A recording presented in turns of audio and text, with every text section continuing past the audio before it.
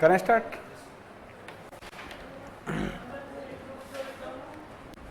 हाँ, number theory से start करेंगे, ग्रुप थ्योरी के पास पहुंचेंगे।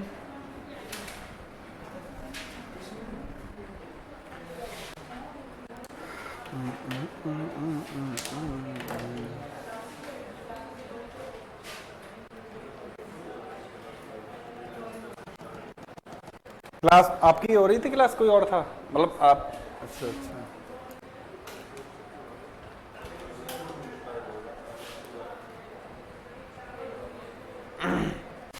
क्या हुआ इनको?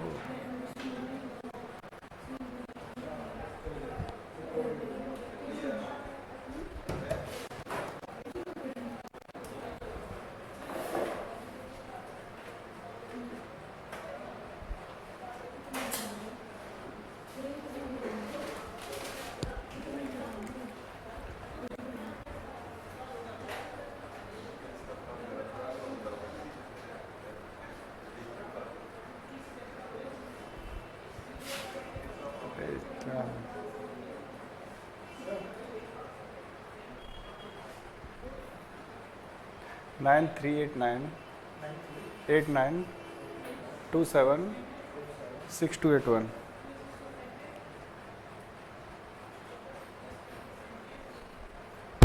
स्टार्ट कराओ।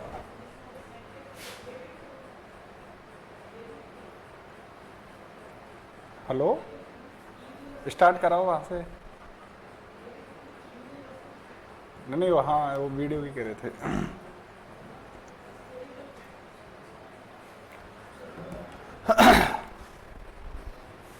तो देखिए, आज हम स्टार्ट करने वाले हैं नंबर थ्योरी और ग्रुप थ्योरी। ठीक है, ग्रेजुएशन का पार्ट है मॉडर्न एलजेब्रा। इसके अंदर हम कहाँ पढ़ रहे हैं? ये मॉडर्न एलजेब्रा के अंदर, मॉडर्न एलजेब्रा, या हम बोल सकते हैं एब्स्ट्रैक्ट एलजेब्रा।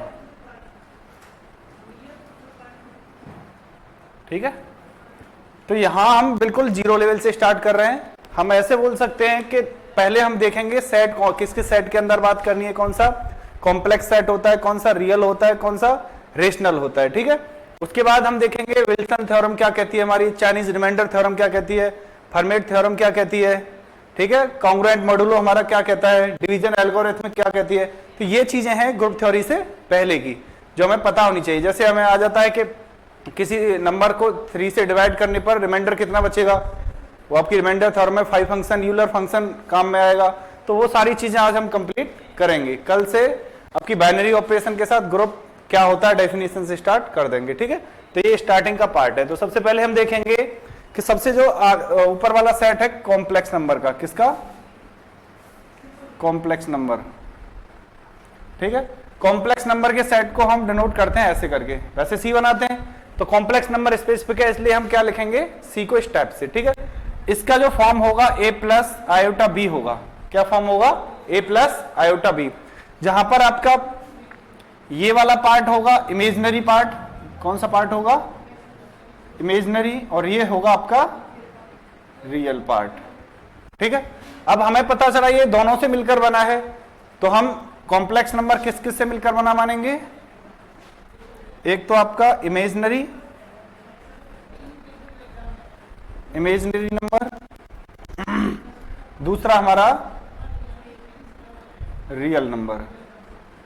ठीक है, अब हम अपने रियल नंबर को डिनोट करेंगे किससे? आर से। किससे? आर से। ठीक है, अब आर से, अब आप कहोगे आर तो ऐसे बनता है, ये क्यों लगा दिया है? पहले बताया ये स्टैंडर्ड सेट है, स्पेसिफिक सेट है, तो इसके लिए जो साइन होगा स्पेसिफिक होगा, थोड़ा सा अलग सा लगे। ठीक है, इसलिए ये आर आपका। अब रियल नंबर के अंदर हमने देखना है जितने भी नंबर्स होते हैं आयोटा वाले को छोड़कर, आयोटा वाले इमेजिनरी को छोड़कर जितने भी नंबर होंगे वो सब किस में आएंगे? रियल नंबर में। ठीक है, अब इस रियल नंबर के अंदर फिर हम दो में पार्ट में डिवाइड करने की कोशिश करें। कौन कौन से हो गए आपके? इर्रेशनल,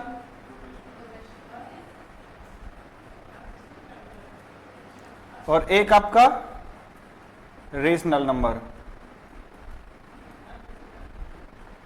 ठीक है, अब देखो रेशनल के अंदर हमारी एक ही डेफिनेशन हमें याद रखनी है, वो क्या? जो भी नंबर पी वाई क्यू की फॉर्म में होगा, क्यू इज नॉट इक्वल 0 होगा, क्यू इज नॉट इक्वल 0 होगा। और जहां पर आपके पी क्यू क्या है, कोई भी इंटीजर मान सकते हैं। ठीक है, हमारे किस में आ जाएंगे, ये रेशनल में आ जाएंगे। और दूसरा टाइप आपको इसी को एक टाइप से और लिख सकते हैं, हमारा ये 0.35 बार की फॉर्म में हो। किसकी फॉर्म में हो, बार की फॉर्म में। बार का मतलब है ये इसके हर बार रिपीटेशन। और हम लास्ट में ये कह सकते हैं यदि हम किसी भी नंबर के अंतिम डिजिट को, लास्ट डिजिट को हम बता सके कौन सा होगा, तो हम उसे क्या कहेंगे, रेशनल नंबर। ठीक है ना। जैसे कोई बोले कि 1/3 है, अब आप क्या कहोगे, क्या लिखोगे, 0 पॉइंट, तो आपको पता है ना लास्ट डिजिट कहीं भी चला जाए 3 आएगा, यही तो है। अब किस में आएगा, ये रेशनल में। ठीक है, 0.45645873219667, इसे आप कहां रखोगे, सिंपल देखो लास्ट डिजिट पता है 7, तो हमारा किस में रखेंगे, रेशनल में। इरेशनल में जो रेशनल नहीं है वो कैसे रहेंगे, इरेशनल, मतलब जिसका अंतिम डिजिट हम ना बता सकें। जैसे हम कहें 2.1321463, ऐसे है कुछ, नहीं पता कहां तक जाएगा, क्या जाएगा। जैसे √5 है, √3 है, √2 है, नहीं पता इनका एग्जैक्ट क्या होगा। ठीक है, आपके पाई है, आपके ई है, पाई की वैल्यू पता है आपको 3.14 कैसी होती है, अप्रोक्सीमेट होती है। ठीक है, और अब निकालते हो ना 22/7, ये पाई की पर कैसी वैल्यू है, एग्जैक्ट नहीं है, अप्रोक्सीमेट वैल्यू है। ठीक है ना, इसलिए हम इसे कहां रखेंगे, इरेशनल के अंदर। ई की वैल्यू कहां कहां आएगी, 2 और 3 के बीच में, ये भी ध्यान रखना है। कभी आता है ई कहीं आए तो आपको ध्यान रखना 2 और 3 के बीच में वैल्यू आएगी, एग्जैक्ट इसकी वैल्यू नहीं पता है। ठीक है, ये आपको पता है 3 और 4 के बीच में हो गई। ठीक है, तो ये आपके कौन से हो गए, इरेशनल नंबर। इरेशनल तो यही कहानी खत्म हो जाएगी, किसी में डिवाइड नहीं है। रेशनल को फिर से हम आगे पहुंचाएंगे। हमने कहा कि आप रेशनल, इसको डिनोट करने का हमारा साइन रहेगा Q। ठीक है, रेशनल को फिर से डिवाइड किया हमने फ्रैक्शन में और इंटीजर में, फ्रैक्शन में और इंटीजर में। ठीक है, फ्रैक्शन हमारे कौन से हो गए, जो आधे अधूरे हैं, पॉइंट में रहेंगे, 1/2, ठीक है, 2/3, 0.23, ये सब किस में रहेंगे, आपके फ्रैक्शन में। इंटीजर में आप डिनोट जेड से या आई से, इसमें कौन से रहेंगे, जो पूरे होंगे, हाँ 0 +-1 +-2 +-3, ये सब किस में रहेंगे, आपके इंटीजर के अंदर। ठीक है, यहां देखें इंटीजर को फिर से आगे बढ़ाएं हम, तो एक तो कौन से इंटीजर, नेगेटिव इंटीजर, और एक क्या हो जाएंगे आपके, पॉजिटिव इंटीजर। ठीक है, इसे हम किससे, z+ या i+ से। ठीक है, और नेगेटिव को z- या i- से। ठीक है, समझ तो आ रही ना, ये पॉजिटिव प्लस वाले, नेगेटिव ना।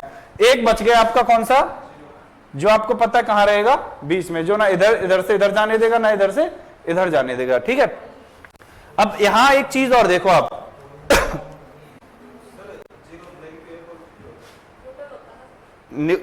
बीच में है, मतलब ना तो पॉजिटिव होगा ना नेगेटिव होगा,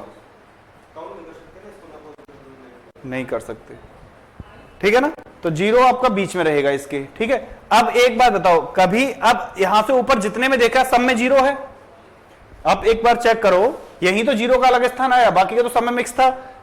इसमें भी था 0, इसमें रियल नंबर में भी था, कॉम्प्लेक्स नंबर में भी था 0, था ना सब में 0।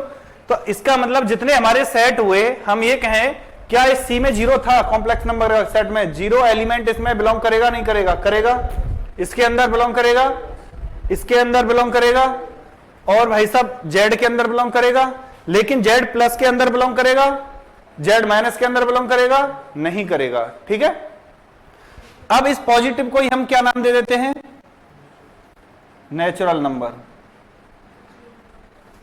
इसे हम n से डिनोट करते हैं। जो समझ गए ना, 1 2 3 4 5 6 जितने होंगे वो सब। अब 0 के साथ नेचुरल को रख लें, अगर हम क्या करें, 0 के साथ नेचुरल को रख लें, इसे हम क्या कहेंगे फिर, होल नंबर। ठीक है। इसी के साथ एक बात और समझे हम यहां कि अगर हम किसी सेट से 0 हटा दें तो हम उसे कैसे लिखेंगे। जैसे आपके पास है R, ठीक है, R में से आपने क्या हटा दिया, 0 हटा दिया, तो आपको वो लिखा मिलेगा R स्टार। इसका मतलब समझना है आपको, जहां भी सेट होगा, बता इसलिए रहे कि आगे जब हम भी सेट का यूज करेंगे, बिलोंग कराएंगे ग्रुप में या कहीं भी कोई सेट में एलिमेंट लेंगे, तो आपको ध्यान में रखना है हम ये लिख रहे हैं तो इसका मतलब उसके अंदर 0 नहीं है, ठीक है। ऐसे ही अगर C में से हम 0 हटा दें तो क्या लिखेंगे, C स्टार, ठीक है। ऐसे ही Z में से हम 0 हटा दें, इसे हम लिखेंगे Z स्टार, ठीक है। तो ये आपका था सेट के नंबर्स का, जो नंबर के स्टैंडर्ड सेट होंगे वो ऐसे ऐसे होंगे। और यहां से एक बात और आप खुद बताइए, लिख लो पहले से,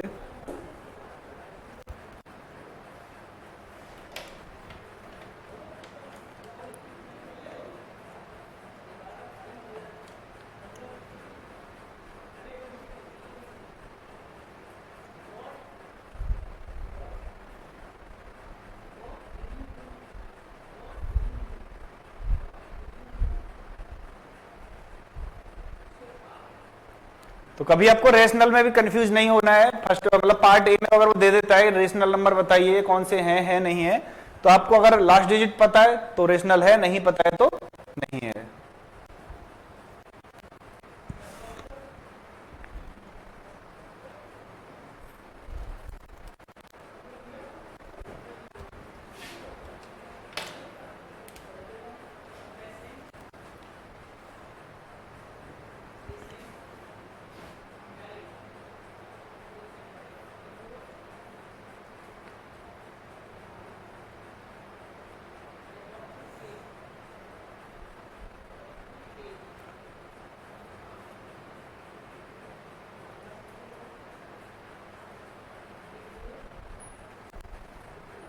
ठीक है, हटाएं।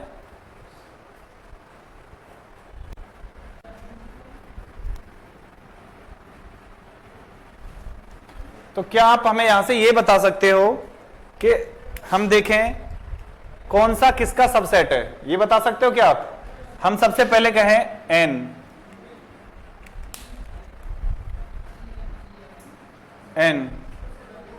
सबसेट ऑफ, कहां पहुंचेंगे हम, होल नंबर। होल नंबर मतलब इंटीजर पे पहुंच जाए सीधे, इंटीजर का। ये किसका सबसेट है, रेशनल नंबर का। ये किसका सबसेट है, रियल का। ये किसका सबसेट है, कॉम्प्लेक्स नंबर का। क्या सबसेट के अलावा ऐसा हम कर सकते हैं कि इक्वल की कंडीशन को हटाएं किसी में से या ना हटाएं, किस किस में से हम इक्वल की कंडीशन को हटा सकते हैं, कैसा पॉसिबल हो सकता है। जैसे ये इंटीजर है, क्या इंटीजर का पूरा सेट कभी नेचुरल के बराबर आ जाएगा, तो हटाने कोई दिक्कत नहीं, हमेशा प्रॉपर सबसेट रहेगा, ठीक है। ये भी देखना एक्स्ट्रा है, तो ये भी हम हटा सकते हैं। इसमें से भी 2 पार्ट, हर एक 2-2 पार्ट में है, तो ये भी हटा सकते हैं और ये भी हटा सकते हैं। तो आप ये कह सकते हो ना कि ये एक दूसरे के सब क्या है, प्रॉपर सबसेट हैं। आराम से कह सकते हैं ना कि सब एक दूसरे के क्या होते हैं, प्रॉपर सबसेट। कौन सा बड़ा है कौन सा छोटा, हमें यहां तक ये पता चल गया।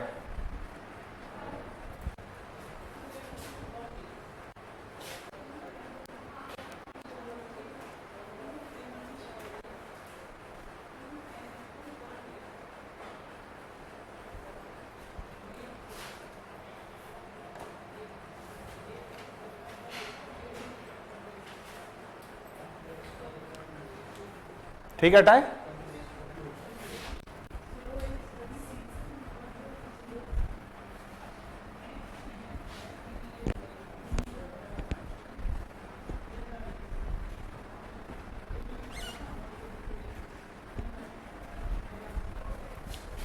देखिए अब आगे हम चलते हैं, अपने फंक्शन तो पढ़े ही होंगे, ऐसे हम सोच के चल रहे हैं अपने फंक्शन पढ़े हैं कुछ, हाँ ग्राफ 1 1 ऑन 2 ये कुछ पढ़े हैं। अच्छा, चलो कोई नहीं, थोड़ा थोड़ा बता देते हैं, इससे समझ में आ जाए, ठीक है। तो देखो फंक्शन हमने भी उस दिन बताया था, फंक्शन क्या होता है कि अपने डोमेन से फंक्शन है कि इसका एक ये डोमेन है ए और जहां जा रहा है वो इसका बी सेट में जा रहा है। ठीक है, ये दोनों कैसे हैं, नॉन एम्प्टी सेट है ए और बी। ठीक है, यहां से ये कोई एफ है फंक्शन, ये कोई एफ है फंक्शन। ये आपको पता है फंक्शन कब होगा, इस तरीके से। ठीक है, तो मतलब हम ऐसे कह सकते हैं ए का प्रत्येक एलिमेंट, एवरी एलिमेंट ऑफ ए कहां जा रहा है, इमेज बना रहा है बी में, यूनिकली इमेज बना रहा है। ठीक है, यूनिकली का मतलब है, हम ऐसे सोच सकते हैं फंक्शन का मतलब इस को कहेंगे हम डोमेन और इसको हम कहेंगे कोडोमेन। यहां तक कोई दिक्कत नहीं हमें। तो हमें कहां से ए से ले जाना है, कहां ले जाना है, बी में ले जाना है। सबसे पहली शर्त क्या है फंक्शन की, ए के अंदर कोई भी एलिमेंट खाली नहीं रहना चाहिए जिसकी इमेज बी में ना हो। पक्की बात है ना, अगर ऐसा होगा इसमें कोई खाली रह गया तो ये फंक्शन ही नहीं होगा। ठीक है, पहली कंडीशन। दूसरी कंडीशन ये है कि कहीं एक सेट के ही कितने, दो इमेज ना बन जाएं। यूनिकली कहा है हमने, यूनिकली का मतलब एक सेट की दो इमेज ना बन जाए, ये भी एक एलिमेंट की दो इमेज ना बन जाए, ये भी हमें ध्यान में रखना है। ठीक है, तो इसी को हम क्या कहेंगे, फंक्शन। इसे हम डिनोट करेंगे F A to B, F A to B. जी, एक एलिमेंट की दो इमेज ना बने, ऐसा ना होना चाहिए। प्री इमेज तो बात ही नहीं चलती वहां तक, जब इमेज ही नहीं बन रही तो हम प्री इमेज क्यों पहुंचेंगे वहां तक। अभी हम बस फंक्शन की कंडीशन देख रहे हैं, प्री इमेज तो हम ऑन टू फंक्शन में देखेंगे। अभी हमें बस इतना पता है इसकी इमेज बनानी है। ठीक है, तो हम ये देख रहे हैं कि कहीं ऐसा ना हो जाए कि हमारा ये और ये कुछ हो जाए ऐसा, ये वाली कंडीशन हो गई तो ये फंक्शन नहीं होगा। ठीक है, तो लिख लो, ऐसे ही लिख लो आप, ये फंक्शन होगा, रिलेशन तो होगा, रिलेशन तो होगा। रिलेशन तो हर कोई रिलेशन होता है लेकिन हर कोई फंक्शन नहीं होता है। प्रत्येक फंक्शन रिलेशन होता है लेकिन प्रत्येक रिलेशन फंक्शन नहीं होता है। ठीक है, चित्र बना लो, एक ये, दो और ये तीन में ऐसे लिख लो।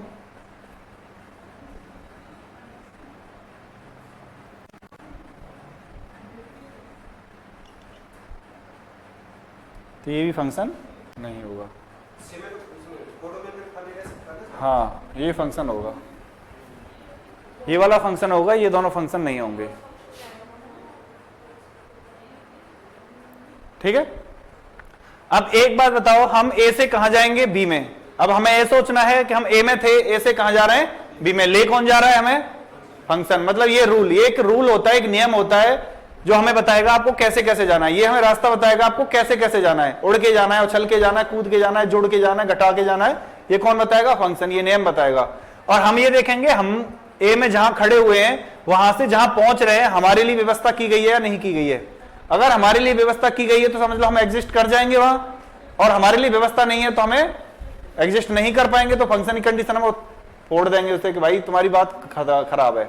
हम फंक्शन से कह देंगे आपने जो बताया वो एग्जिस्ट ही नहीं हुआ, तो मतलब एग्जिस्ट नहीं होगा तो फंक्शन वो नहीं होगा। कौन सी कंडीशन आ जाएगी, ये जब हम यहाँ हमारे लिए जगह ही नहीं है, यहां से गए, यहाँ हमारे लिए जगह ही नहीं है, तो हम खाली रहेंगे नहीं रहेंगे, तो हम फंक्शन ही नहीं बनने देंगे उसे फिर। ठीक है, आपको फंक्शन बनने के लिए क्या देखना है, बस ये दो कंडीशन देखनी है। ये कंडीशन कहीं भी दिख रही है तो फंक्शन नहीं है, बाकी का हर जगह आपको देखोगे फंक्शन है। अब आप कहोगे क्या फंक्शन नहीं होने के बाद उसे फंक्शन हम बना सकते हैं क्या, ऐसी तो पॉसिबिलिटी है, क्या उसे हम फंक्शन बना सकते हैं कि नहीं बना सकते। बना सकते हैं, कब, जब हम इनमें चेंज कर दें, तो इन जगह, और तुम्हें पता है यही जगह तो मेन है, इनमें ही चेंज कर देंगे तो सारी चीजें सिस्टम से सेट हो जाएंगी। ठीक है ना, तो अब इतना समझना था कि फंक्शन क्या होता है। ये वाली कंडीशन है, ए का प्रत्येक एलिमेंट बी में अपनी इमेज रखेगा, 101% रखेगा और यूनिकली रखेगा। और कैसे रखेगा, यूनिकली रखेगा। ठीक है, डेफिनेशन लिखना चाहो लिख लो भले ही फंक्शन की, बस साइड में ये जरूर बना लेना कि जब भी आप ये पढ़ो कॉपी अपनी तो ये से ध्यान आ जाए कि फंक्शन होता है।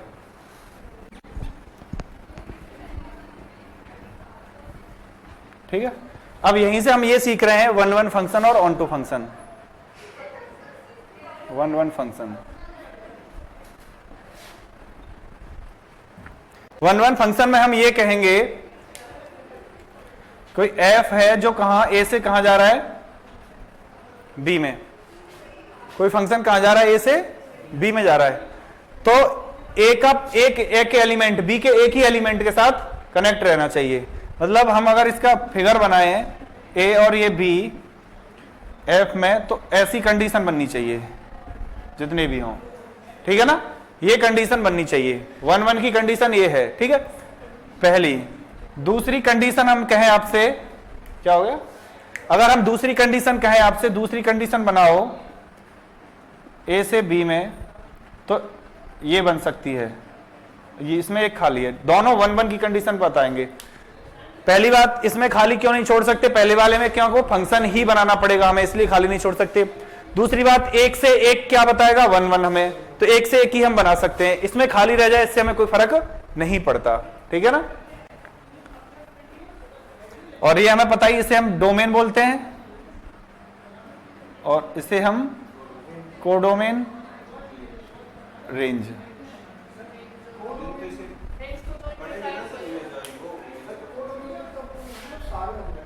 हाँ, इसमें कोडोमेन और रेंज सेम है। इसमें कोडोमेन क्या है, अलग है, तो इसमें जो रेंज है सबसेट है कोडोमेन का। फिर से बात करें, हम फंक्शन को तो ऐसे ही बोलेंगे ना, इसमें हम फंक्शन को तो यही तो बोलेंगे भाई साहब, इस फंक्शन को हम यही तो बोलेंगे। हाँ, नहीं बोलेंगे अभी रेंज भाई साहब, हम अभी कोडोमेन ही बोलेंगे इसे। हम जब ऑनटो फंक्शन देखेंगे तब कोडोमेन और रेंज को सेम होना पड़ेगा, तब आपसे कहेंगे इसे कोडोमेन बोलो या रेंज बोलो, कोई फर्क नहीं पड़ता हमें। अभी हम इसे कोडोमेन बोलेंगे और जिस एलिमेंट के पास ये फंक्शन बना के भेजेगा उनको हम रेंज में लेंगे, ठीक है। तो ये हमारी कहानी थी ये वाली। तो फर्स्ट कंडीशन आपकी है, तो इसे प्रूफ करने के 1 1 कभी हमें प्रूफ करना हो तो हम कैसे करेंगे, पहला तरीका हमारा फॉर्म है, आप एलिमेंट रख के देख लो दोनों सेटों में, यहां से कितना है, यहां पे कितना है, ठीक है। दूसरी कंडीशन, जैसे हम एक एग्जांपल ले लेते हैं, हमारे पास fx बराबर है 2x, fx बराबर क्या है 2x, ठीक है। और हमारा फंक्शन कहां से कहां जा रहा है, रियल से रियल में। अब बात समझ रहे हो ना, रियल से रियल में जाने का मतलब समझ रहे हो, रियल नंबर का सेट है, उससे रियल नंबर के सेट में ही हम जा रहे हैं, ठीक है। और हमारे पास फंक्शन क्या है 2x, फंक्शन क्या है हमारे पास 2x।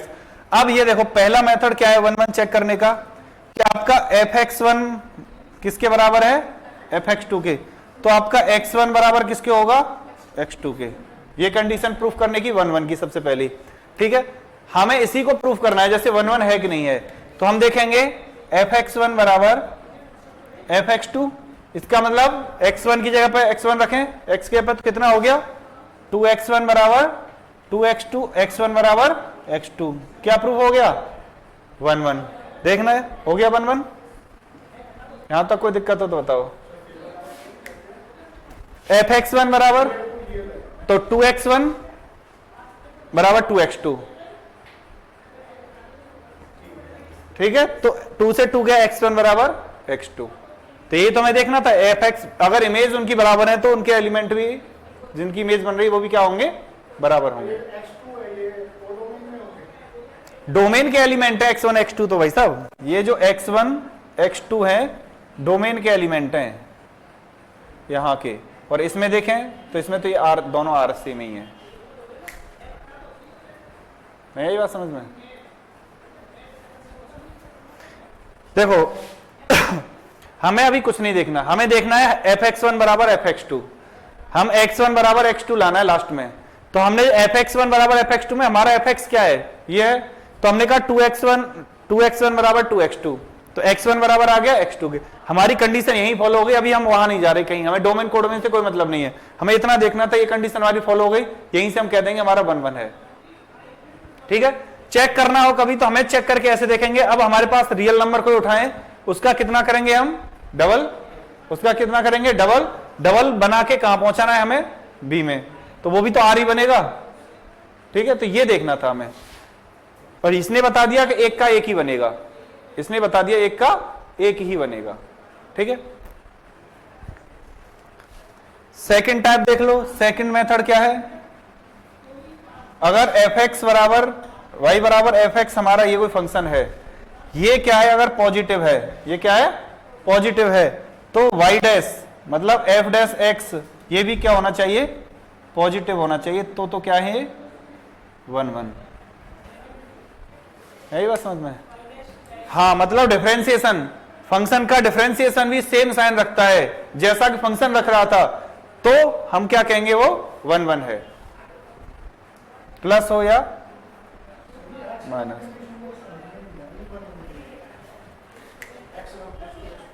x1 और x2 क्या होता है, ये तो पूछ रहे हो। x1 x2 डोमेन के एलिमेंट हैं। देखो एक बात बताओ, हम यहां से यहां जा रहे हैं, ठीक है, कोई दिक्कत नहीं है। यहां पर ये दो वैल्यू सेम है, यहां पर दो वैल्यू सेम है। अब आपको पता है ये यहीं से तो बन के गई है हमारी।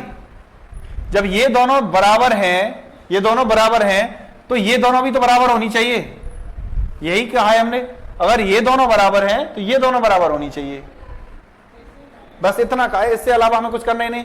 अगर इमेज बराबर है उनकी, तो जिसकी इमेज है वो भी बराबर सेम होने चाहिए। अगर वो दोनों सेम नहीं है, वो दोनों सेम नहीं है, तब दिक्कत आएगी हमें। हाँ, या तो पॉजिटिव है तो यहां पॉजिटिव, यहां नेगेटिव है तो यहां भी नेगेटिव, सेम साइन रहना चाहिए। अगर साइन इंटरचेंज हो रहा है तो हम कह देंगे क्या है, वो 1 1 नहीं है। फिर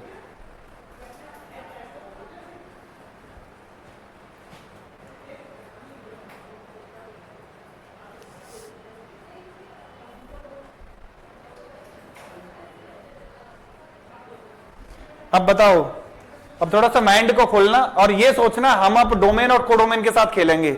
मतलब हमारे पास एलिमेंट है, उसकी इमेज हम कहां बना रहे हैं वो हमें देखना है। आर आर में तो हम फ्री हैं, हमें इनसे मतलब ही नहीं भाई, आर आर तो सब होता है, हमें कोई दिक्कत ही नहीं है। अगर हम इनको चेंज करके देखें तब हमारी क्या क्या कंडीशन आएंगी। अब आपको ये दोनों चीज याद रखनी है, ये भी पता है हमें, ये भी पता है हमें, और एक और क्या पता है, एलिमेंट रख रख के भी हम चेक कर सकते हैं कि यहाँ का एलिमेंट वहां कहां पहुंच रहा है। ठीक है, 3 मेथड है हमारे पास, एक और होता है, 3 ही होते हैं। बट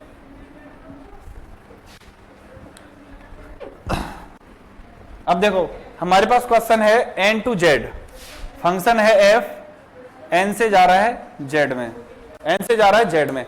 यहां से पहले समझो हम क्या कहना चाह रहे हैं, हम कहां खड़े हैं, नेचुरल में, हम जाएंगे कहां, इंटीजर में। ठीक है, अब हमारे पास ये कंडीशन है और हमारे पास जो फंक्शन दिया है, जो रूल काम कर रहा है वो है एक्स स्क्वायर का। फंक्शन क्या काम कर रहा है, एक्स स्क्वायर का। अब वो पूछ रहा है ये 1 1 है कि नहीं है, इज 1 1 और नॉट।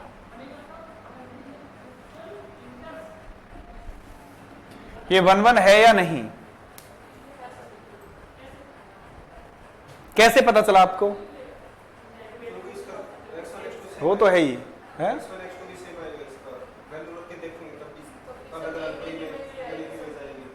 अच्छा, किसकी वजह से हो रहा है ये, नेचुरल से, आगे ना समझ में, किसकी वजह से हो रहा है ये, नेचुरल से इंटीजर। क्योंकि हम जहां खड़े हैं, कहां खड़े हैं, पॉजिटिव में खड़े हैं। हम कहां खड़े हैं, पॉजिटिव में खड़े हैं।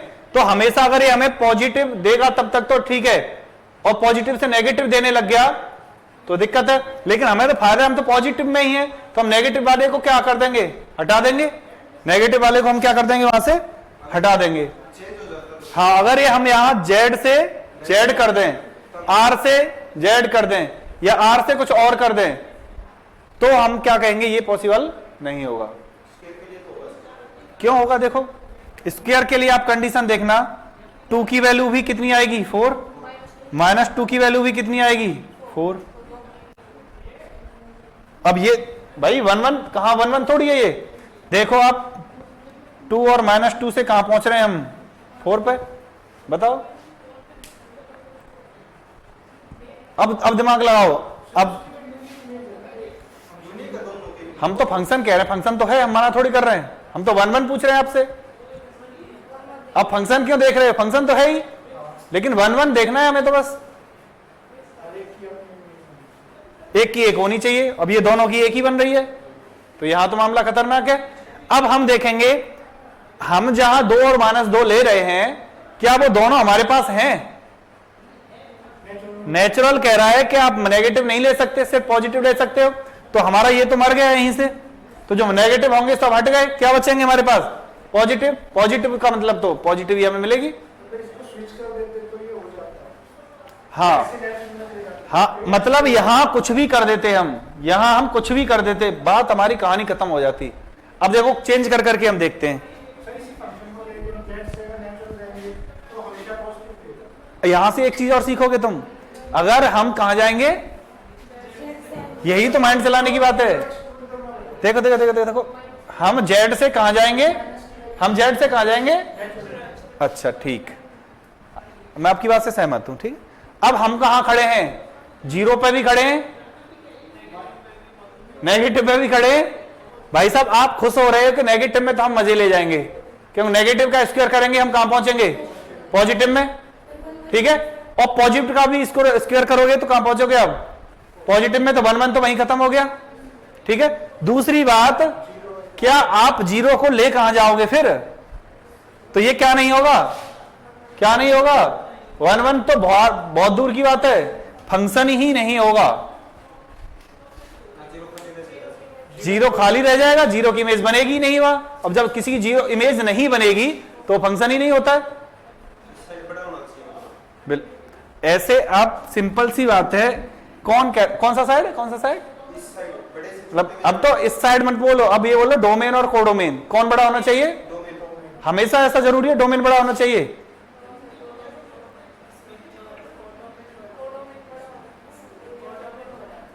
देखो चलो आपकी बात मान लेते हैं, कोडोमेन बड़ा होना चाहिए, ठीक है। कोडोमेन बड़ा होने से आप क्या प्रूव करोगे, वो फंक्शन प्रूव करोगे या 1 1 प्रूव करोगे, उससे फंक्शन हो जाएगा। अगर बड़ा नहीं है तो फंक्शन नहीं होगा,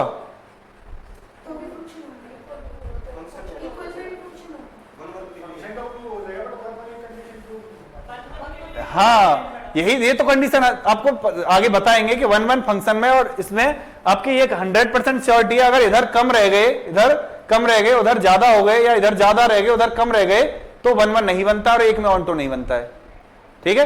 तो ये आप खुद सीख जाओगे अब कि 1 1 के लिए हमें एक चीज पता चल रही है, इन सब की इमेज एक होनी चाहिए, इन सब की इमेज एक होनी चाहिए।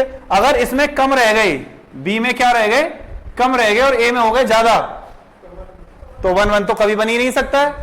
तो इसमें 1 1 रिलेशन जीरो हो जाएंगे। वो अभी बात करेंगे नंबर ऑफ रिलेशन की या नंबर ऑफ फंक्शन की, तब बताएंगे वो कि कैसे हाँ बी में तो खाली रह सकते हैं, क्या फर्क पड़ता है हमें, ठीक है। तो इसके लिए क्या है, ये 1 1 है, कोई दिक्कत नहीं है ना, ठीक है।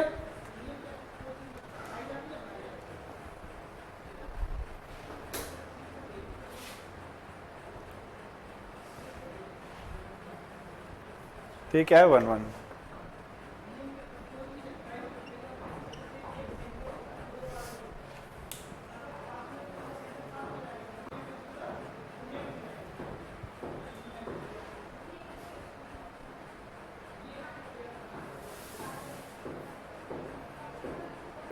अब थोड़ी सी माइंड में चीजें होने लग गई कि डोमेन में से कोडोमेन में पहुंचाना है, हम डोमेन चेंज करके 1 1 और 1 1 ऑन टू को चेंज कर सकते हैं अपने आप, फंक्शन है नहीं है वो भी बता सकते हैं, ठीक है। तो ये फंक्शन का काम था, यहां कंप्लीट हो गया आपका। अब देखो ये कहानी हमारी नॉर्मल थी जो आपने समझ ली। आगे चलते हैं, एक मॉडुलो सेट होता है, सेट ऑफ मॉडुलो, ठीक है, वो बताएंगे बाद में, लेकिन बस इतना समझो अभी, जैसे हमारे पास Z10 है, हमारे पास क्या है Z10, तो इंटीजर इन मॉडुलो Z, मतलब Z10 मॉडुलो में Z हमें देखना है, तो हमारे पास जो एलिमेंट है वो क्या क्या होंगे वो देखने हैं हमें।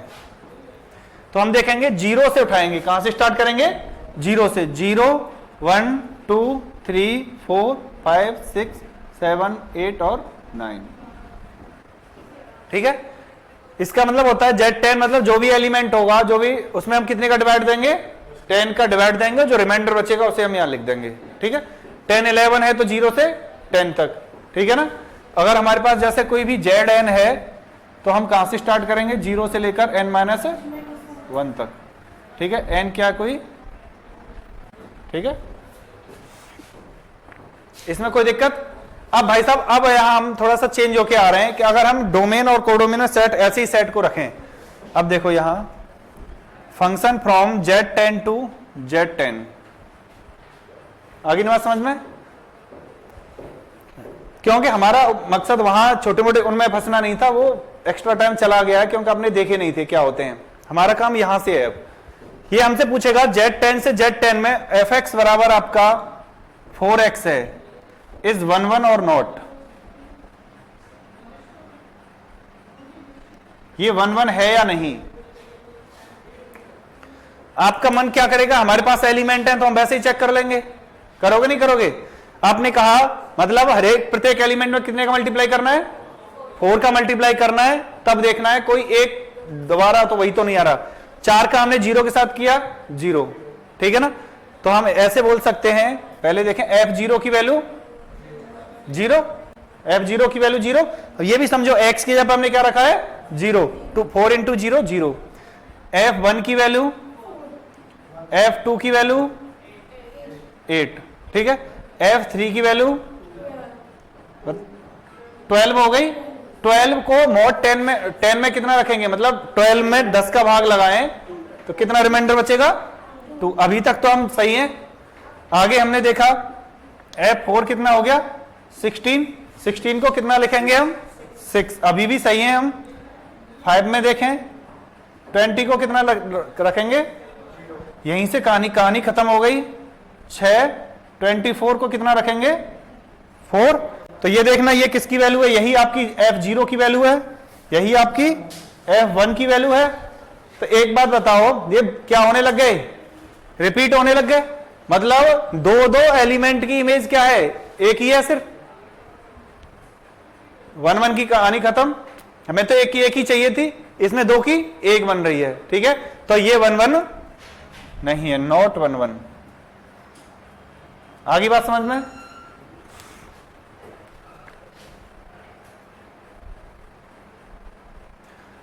अब आप कहोगे ऐसे कैसे पता चले कि कौन 1 1 है कौन 1 1 नहीं है, ठीक है। तो ये तो बस दिखाने के लिए थे। अब इंपॉर्टेंट पॉइंट में लिख लो बस एक नोट, इससे समझ तो आ गया ना कैसे चेक करना है हमें। कभी भी 4x है, 3x है, 2x है, 1x है, कुछ भी हो यहां।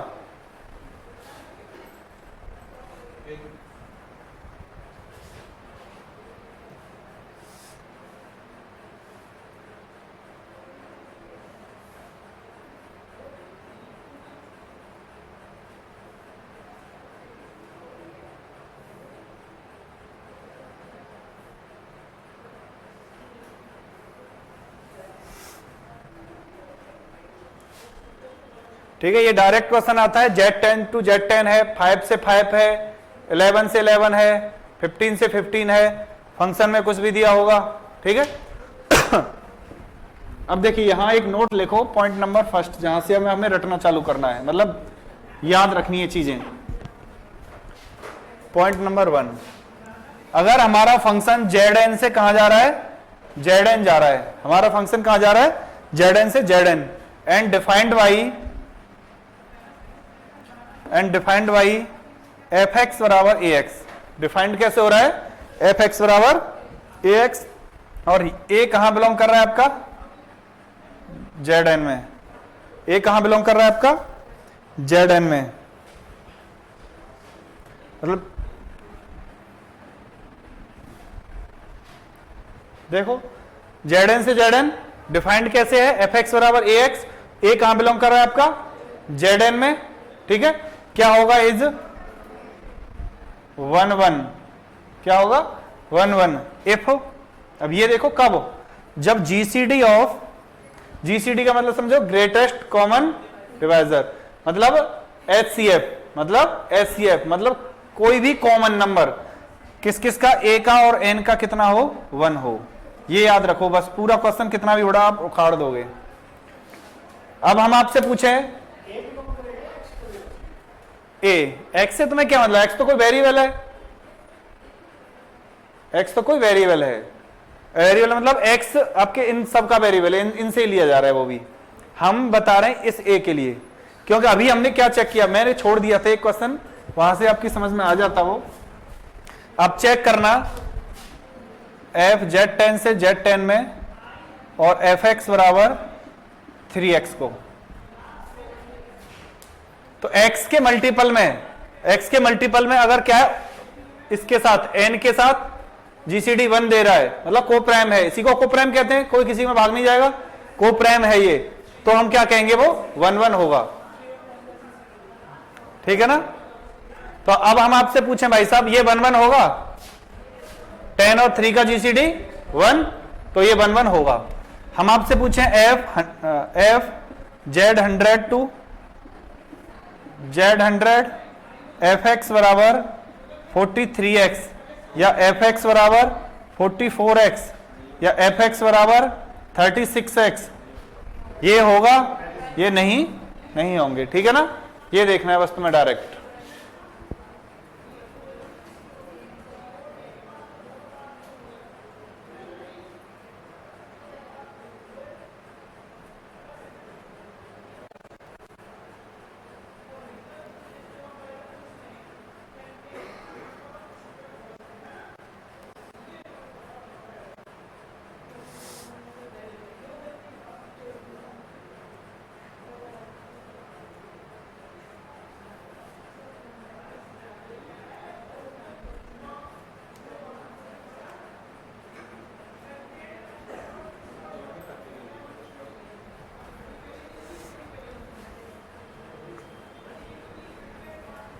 ठीक है ना।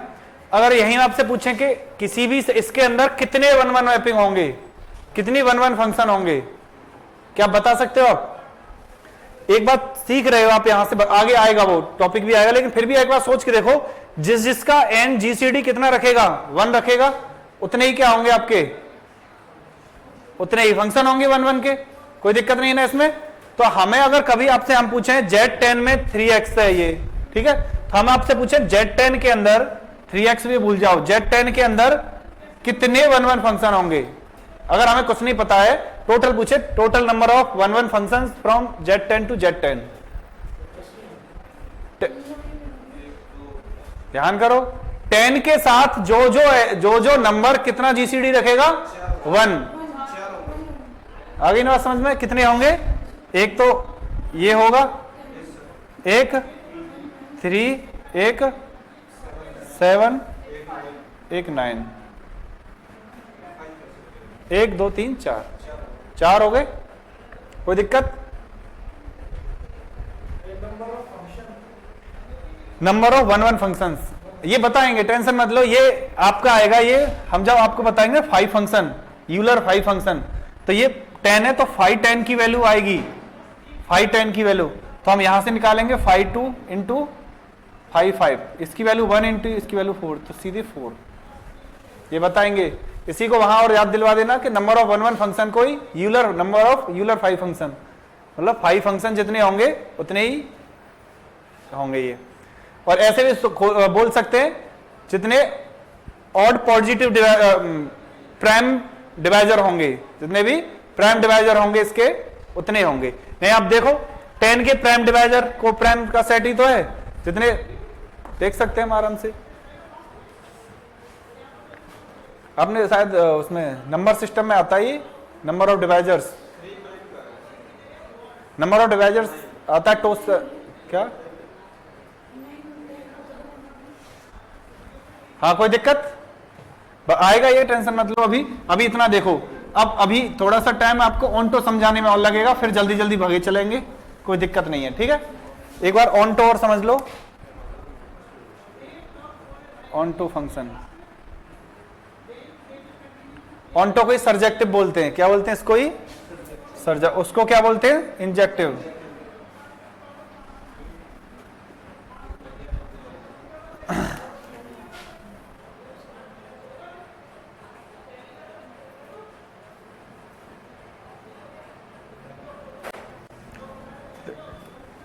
लिख लो, A function f from a to b is said to be onto function, is said to be onto function, is said to be onto function if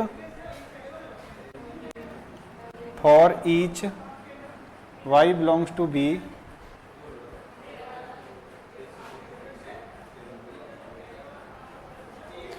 there exist x belongs to a, there exist x belongs to a, और किस प्रकार से, such that fx बराबर y, such that fx बराबर y।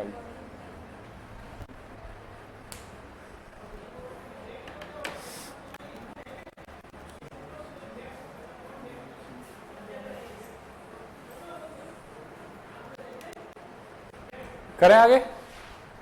अब जब इसका मतलब हमें समझना क्या है, इधर से देखें, ये a है और ये क्या है, b है, ये फंक्शन। अब ये भाई साहब कह रहे हैं कि यहां पर इसमें यही तो कहा है, देखो प्रत्येक for each y belongs to b, प्रत्येक y जो b में बिलोंग कर रहा है, मतलब b में जितने भी एलिमेंट होंगे सब क्या रखेंगे, x में कुछ न कुछ रखेंगे। कैसे, fx बराबर है, मतलब y की प्री fx बराबर y का मतलब y की प्री इमेज हो गई है, x और f इनवर्स y हो गया तो y की प्री इमेज। तो मतलब यहां हम जाएंगे तो कहीं भी हम रख दें ये, तो ऐसा नहीं ये यहां से यहां ना पहुंचे, हम प्रत्येक पहुंचना चाहिए, मतलब इसमें कोई भी खाली नहीं रहना चाहिए। कोई खाली नहीं रहेगा तो रेंज बराबर क्या होनी चाहिए, कोडोमेन। तो आपका पहला मेथड है ये, पहला मेथड कौन सा है, रेंज बराबर कोडोमेन। जहां आपने रेंज और कोडोमेन को क्या कर दिया, इक्वल कर दिया, रेंज को कोडोमेन को क्या कर दिया, इक्वल कर दिया, तो अब क्या हो जाएगा, वो क्या है आपका ऑन्टो फंक्शन है। आगे ना समझ में, पहली बात, अगर आपने रेंज को और कोडोमेन को क्या कर दिया बराबर, तो हम क्या कह देंगे, क्या है वो ऑन्टो फंक्शन है। ठीक है। सेकंड कंडीशन क्या है, हम यहां से कोई एलिमेंट उठाएंगे, यहां से कोई एलिमेंट उठाएंगे और उसको दिखाएंगे इसके अंदर उसकी इमेज है कि नहीं है, उसके अंदर इसकी इमेज है कि नहीं है।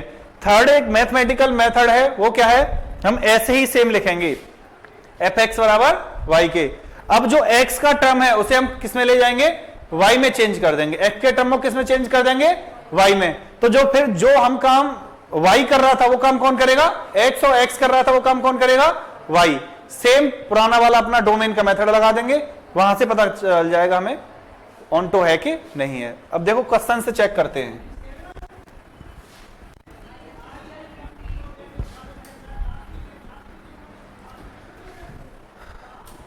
देखो फंक्शन है आपका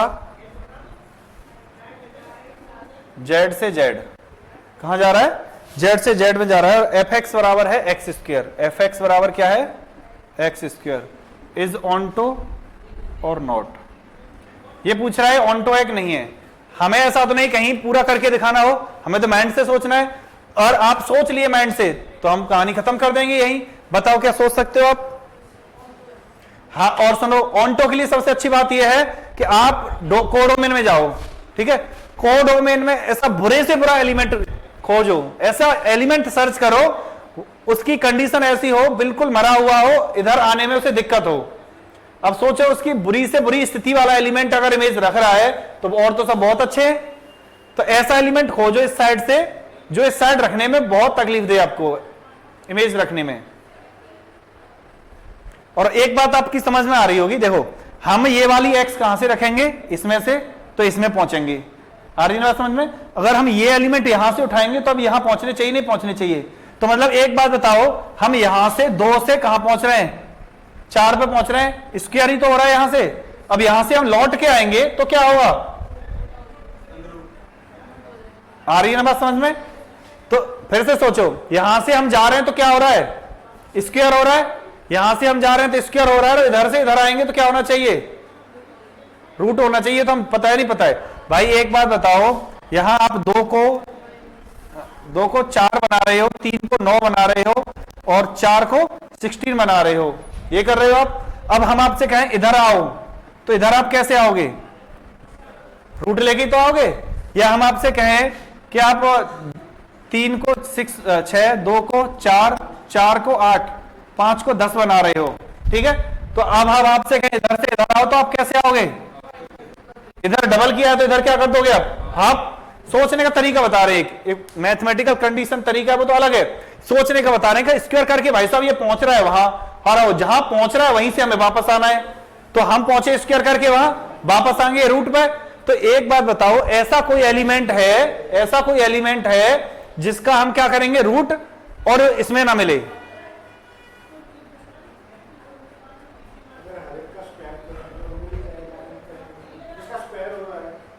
अच्छा, मिल जाएगा। यही तो हम कह रहे हैं, सीधा सीधा क्यों सोच रहे हो, उल्टा उल्टा सोचो। कोडोमिन में पहले बैठ जाओ, जाके पूछो उनसे, भाई साहब तुम्हारा रूट है क्या, पूछो उनसे। तुम कहां पहुंचोगे सबसे पहले, जेड के पास। जेड में क्या क्या मिलेगा आपको, प्लस भी मिलेगा, माइनस भी मिलेगा, और सारे एलिमेंट मिलेंगे। मैं तो कह रहा हूं कितने ना, आप कितने पे पहुंचो, 2 पे ही पहुंच जाओ भाई साहब। माइनस पे पहुंचो, 2 पे पहुंचो, इनका रूट करना 2 का भाई साहब, रूट 2। क्या इसमें है, तो फिर क्या दिक्कत है, ऑन्टो नहीं है। आप अच्छा क्यों सोच रहे हो, फिर से कह रहे हैं, आप हमें अच्छा नहीं सोचना है, हमें वहां बैठना है, जाके उससे पूछना, भाई साहब रूट है आपके पास, रूट है आपके पास, जिसके पास ना हो उसी को उठा लो। हाँ आ जाओ भाई साहब, रूट नहीं है इनके पास, खत्म करो। देखो हाँ, कंडीशन में उल्टा। तुम आप तो पता क्या कर रहे हो, अच्छे इंसान बन रहे हो, भाई साहब ने कुछ कहा है, ठीक है, तुमने कहा है तो उन्होंने भी कहा होगा, सुन लिया, अब जाके देखो, प्रूव करो कि गलत है, नहीं कहा है, ठीक है। तो उल्टा चल रहा है, हमें ये नहीं देखना, हमें यहां से तो ये लेना है कि रूट आएगा, फिर हमें इसमें पहुंच जाना है। अब वो एलिमेंट खोजना जिसका रूट नहीं हो। अब इसमें देखो आके, ये भी जेड है और ये भी जेड है, मतलब 0 +- 1 +- 2 +- 3 +- 4, ठीक है। अब ऐसे जा रहे हो, अब इसमें आपका 0 +- 1 +- 2 +- 3 +- 4 ये है, ठीक है। यहां से हम स्क्वायर कर करके 0 0 पे गया, +- 1 यहां गया, ये 4 पे गया, ऐसे चले गए, कोई दिक्कत नहीं ना, हमें सब कहीं ना कहीं सब चले जाएंगे इसमें से। अब एक बात बताओ, अब क्यों स्क्वायर हो रहा है, पहुंच जाएंगे वहां। अब इधर से हमें इधर आना है, इधर से अब हमें इधर आना है रूट के साथ। तो एक बात बताओ, आपने कहा कि हम तो 0 से 0 आ गए, तुम अच्छे इंसान हो, आपने पकड़ा, 1 से 1 आ गए, 2 बोला, 2 से 2 खाली बैठा बेचारा, अभी इसके पास आप गए नहीं, इग्नोर कर दिया, है ही नहीं, हमें तो 4 दिख रहा है, बस 4 का 2 आ गए, सब तो हो रहे हैं भाई साहब। ये तो देखो, ये जेड है, जेड के अंदर आपको 2 3 भी मिलेगा, 2 भी मिलेगा, 5 भी मिलेगा, 7 भी मिलेगा, 9 भी 7 भी मिलेगा, 10 भी मिलेगा। उनके रूट कहां से लाओगे, उनके रूट कहां से लाओगे। और आप कहोगे हम ले आएंगे, रूट 10 लिख देंगे, तो क्या रूट 10 इसमें बिलोंग करेगा, नहीं करेगा। तो अगर हम आपसे कहें कि अगर ये बदल दें, हम इसे, इसकी कहानी बदल दें, जेड से, सॉरी आर से जेड कर दें, तो क्या ये हो जाएगा ऑन्टो, खत्म बात, बस यही तो सीखना था, पक्का हो जाएगा, सोच लो फिर भी, अभी अभी अभी मुझे टेंशन है। हाँ हाँ हाँ, आयोटा आएगा, आयोटा तो आर रखता नहीं है, हाँ नेगेटिव आएगा, नेगेटिव तो ये रखता नहीं है, और ये नहीं रखता है, तो खत्म बात, कहानी हमारी वही, ठीक है ना।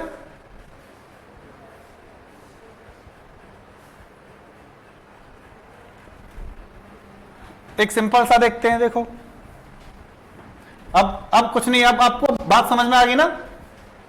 कोडोमेन में जाके कूदना है, वहां से उठा के लाना है, भाई साहब कौन सा बेकार है सबसे, उसे आके कहां दिखाना है, अपने यहां, कि तू हमारे यहां था या नहीं था, ठीक है।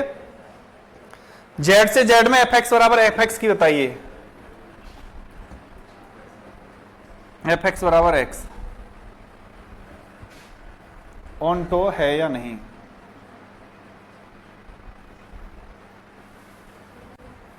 ऑन्टो है या नहीं बताइए, fx बराबर x का,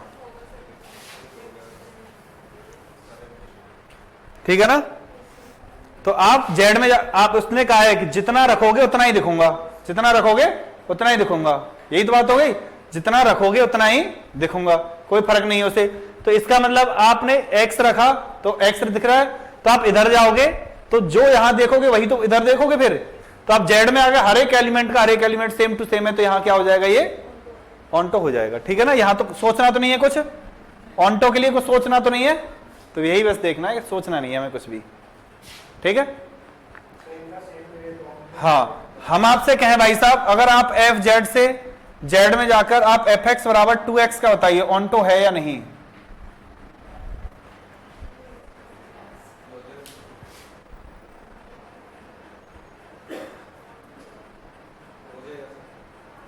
सोच समझ के बताओ, एग्जाम्पल बताओ इनको, एक नहीं 50 एग्जाम्पल बताओ इनको। जाके जाके जाके जाके कोडोमेन में कूदो, वहां से उठाओ भाई साहब, किसका आधा करें जो पूरा ना आए। भाई इंटीजर का मतलब पूरा है ना, आप कोडोमेन में जाके कूदो, वहां से बोलो भाई साहब किस किस को उठाएं जिसका आधा करने पर पूरा ना आए। ठीक है ना, आराम से, कोई दिक्कत तो नहीं। हमें तो क्वेश्चन करना है, मेथड चाहिए, मेथड भी बता सकते हैं। क्वेश्चन करना है तो ऐसे ही सोचो, उठा के लाओ, खत्म करो। सेम में तो हाँ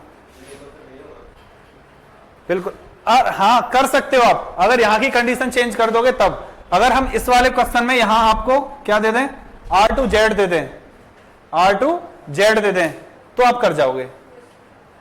ठीक है, फिर तो ऑन्टो हो जाएगा।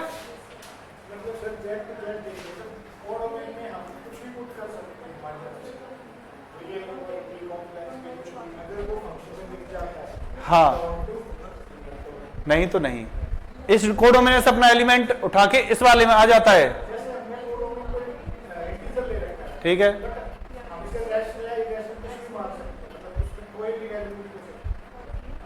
जो है वो वैल्यू पुट करो बस।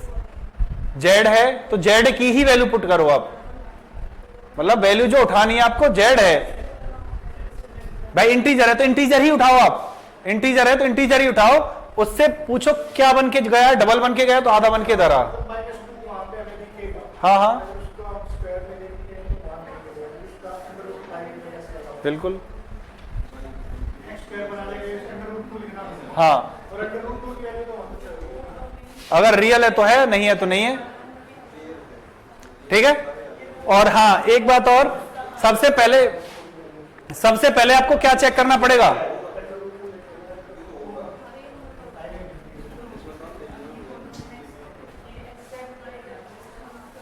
देखिए सबसे पहले आपको क्या चेक करना पड़ेगा, वो फंक्शन है कि नहीं है। ठीक है, उसके बाद जो पूछ रहा है 1 1 है या ऑन टू है वो चेक करना है। ठीक है, दोनों चीज हो गई।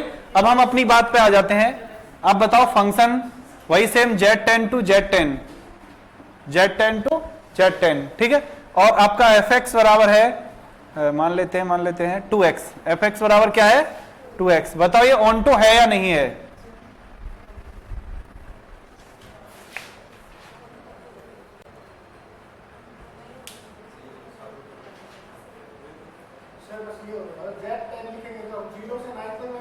बिल्कुल बिल्कुल बिल्कुल नहीं ले सकते। ठीक है, नहीं है। बताओ fx बराबर 3x ऑन टू है या नहीं है।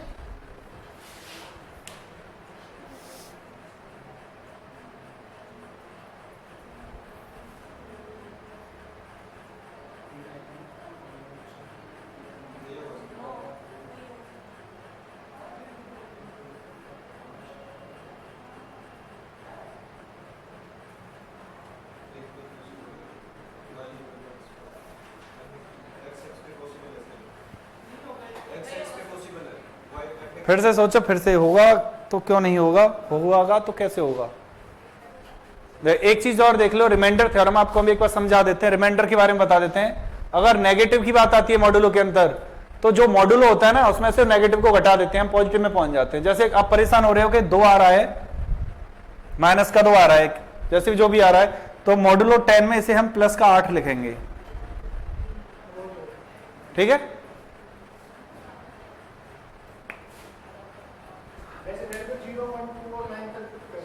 हाँ ठीक है। जैसे एक क्वेश्चन कर लेते हैं, फिर तुम्हारी समझ में, और फिर पूरा पॉइंट लिखा देंगे। जेड फंक्शन है आपका Z6 से Z6, Z6 से Z6 है, और fx बराबर 2x है। fx बराबर क्या है, 2x है। तो इसके लिए आप बताओ होगा कि नहीं होगा।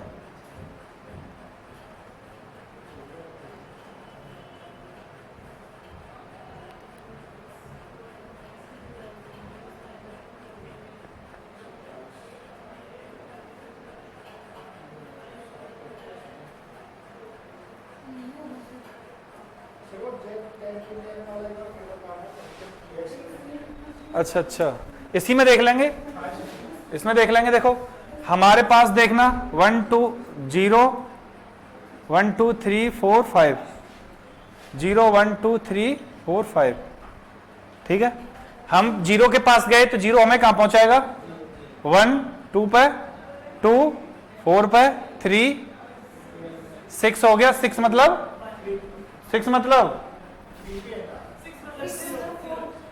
0 0 0, 6 मतलब 0 पे, मतलब 3 है ना, 3 रखा हमने, 3 2 6, 6 का मॉड्यूलो 6 में कितना हो गया? 0। 4 का मतलब 2, 5 10 का मतलब 4, ये बन गया ना, ठीक है। एक बात देखो, यहां बनते ही आपने इधर कहानी देखी, कौन कौन बच गए? 1 3 और 5।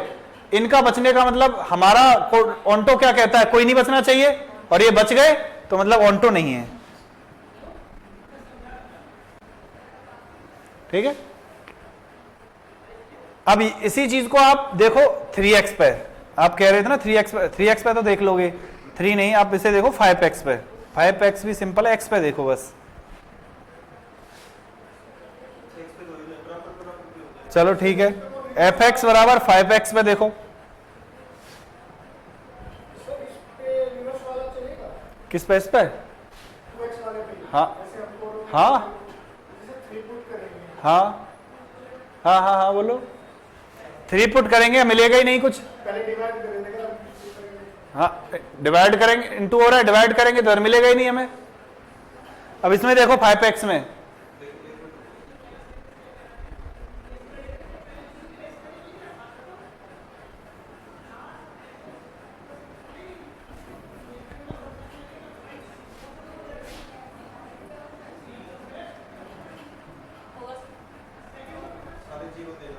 होगा ना, हाँ मिटा दें तो फिर इसे, ये दोनों क्या ऑन्टो होंगे?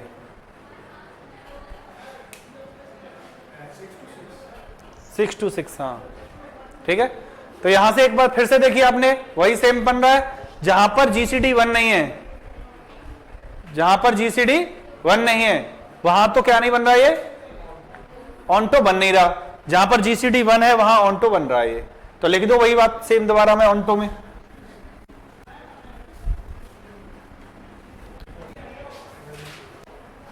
लिखो function from Zn to Zn defined by fx बराबर ax, यहां पर a बिलोंग्स टू Zn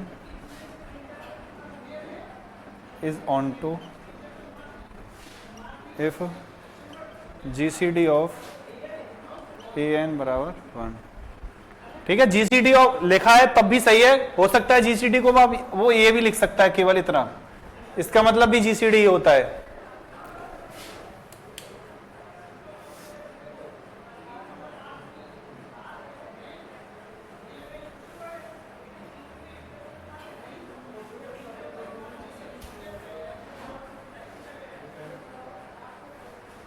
कोई दिक्कत नहीं है ना, ठीक है।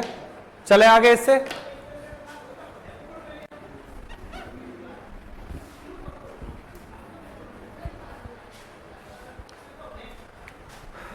देखो इससे आगे चले, इससे आगे हम देखते हैं number of functions from A to B. जैसे हमारा फंक्शन ए से कहां जा रहा है? बी में जा रहा है। फंक्शन कहां जा रहा है? ए से बी में जा रहा है। जहां पर कार्डिनलिटी ऑफ ए, जानते हो ना cardinality of A? Cardinality of A का मतलब number of element in A, ठीक है ना। और cardinality of B number of element in B.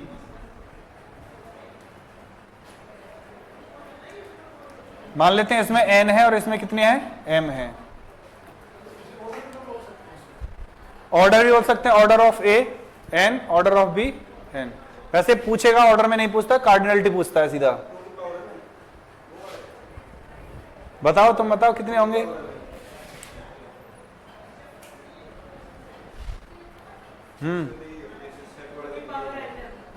To की पावर n m, हाँ। और हम आपसे पूछे number of mapping from A to B है। तुम पता कहां जा रहे हो, इसमें नहीं रह रहे हो तुम, सेट वाले में जा रहे हो, कुछ और कहानी में पहुंच रहे हो आप, 2 की पावर में। और इसमें यहां बस इतना रखना है हमें, यहां बस इतना तुम कर रहे हो, नंबर ऑफ सेट वगैरह बोलते हैं ना वो 2 की पावर n, 2 की पावर mn, 2 अलग अलग सेट हो तो उनकी कितनी होगी। हाँ वो नहीं, यहां देखो, इसका मतलब समझने की कोशिश करो, ये a है हमारा, ये b है, इसमें 1 2 3 ऐसे करके कितने हमारे पास m है, 1 2 3 करके इसमें कितने हमारे पास n है। ठीक है, हमें मैपिंग बनानी है, फंक्शन बनाना है, मतलब मैपिंग बनानी है हमें। तो हमने 1 के पास कितने चांस हैं यहां पहुंचने के, m चांस है, कितने चांस हैं m। ठीक है, हाँ आई ना बात। अब इसके पास कितने हैं, इसके पास कितने हैं, सबके पास कितने हैं m, सबके पास m है। तो आपने परम्यूटेशन वगैरह ये सब सारी चीजें पढ़ी होंगी, तब देखा होगा कितनी बार m है, n बार। तो कितने हो जाएंगे, कितने हो जाएंगे, किसकी पावर m, m की पावर n। आगे बात समझ में।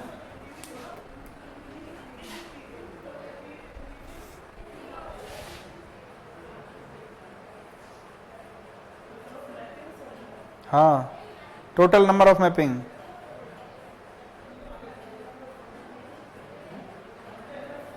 उसी को मैपिंग कहते हैं। हाँ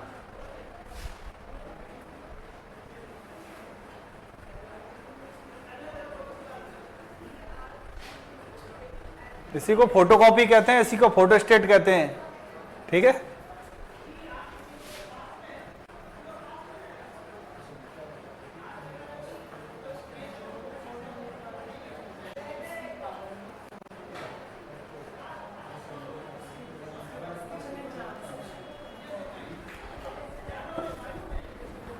ठीक है। देखो पहला केस देखते हैं, अब पहला केस देखते हैं जब m और n कैसे हैं, m और n कैसे हो जाएं, बराबर हो जाएं। तो इसमें तो दिक्कत ही नहीं है, तो अलग बात है। तो इसमें सबसे पहले 1 1 के लिए कंडीशन देखें, कितने होंगे 1 1 कितने होंगे, m बराबर n है तो कितने होंगे हमारे n फैक्टोरियल। ठीक है, और नंबर 2 ऑन्टो कितने होंगे, वो भी कितने होंगे n फैक्टोरियल। फैक्टोरियल तो समझते ही होंगे।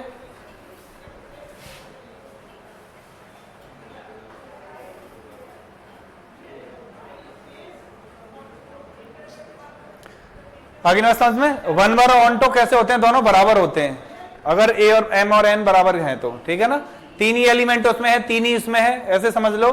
तो 1 1 1 जितना उतना बनाएगा उतना इधर से बनाएगा वो। ठीक है, तो इसे कहेंगे m और n। सेकंड केस देखें, जब m की वैल्यू क्या है, n से बड़ी है, m की वैल्यू क्या है, n से बड़ी है। तो आप एक बात समझ रहे होंगे यहां, इसका अर्थ यही तो हो गया, आपकी a के अंदर कितने n है, ये n है और ये m है। मतलब हम कह रहे हैं m की वैल्यू, मतलब इस वाले में बड़े ज्यादा हैं, इस वाले में ज्यादा हैं। तो एक बात बताओ, इस वाले में ज्यादा हैं तो क्या नहीं बनेगा, ऑन्टो कितने रहेंगे, ऑन्टो एक भी नहीं रहेगा। समझ में आ गई ना बात, ठीक है ना। ऑन्टो कितने हो जाएंगे, सबसे पहले देखें, पहले देखते हैं ऑन्टो, ऑन्टो कितने हो जाएंगे 0।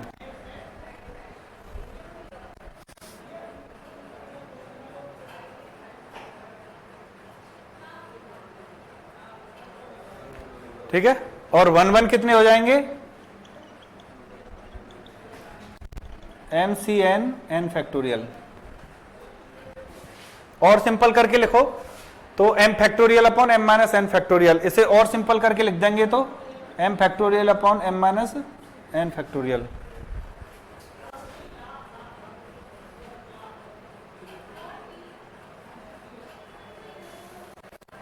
ठीक है, थर्ड केस में आप जानते ही हो,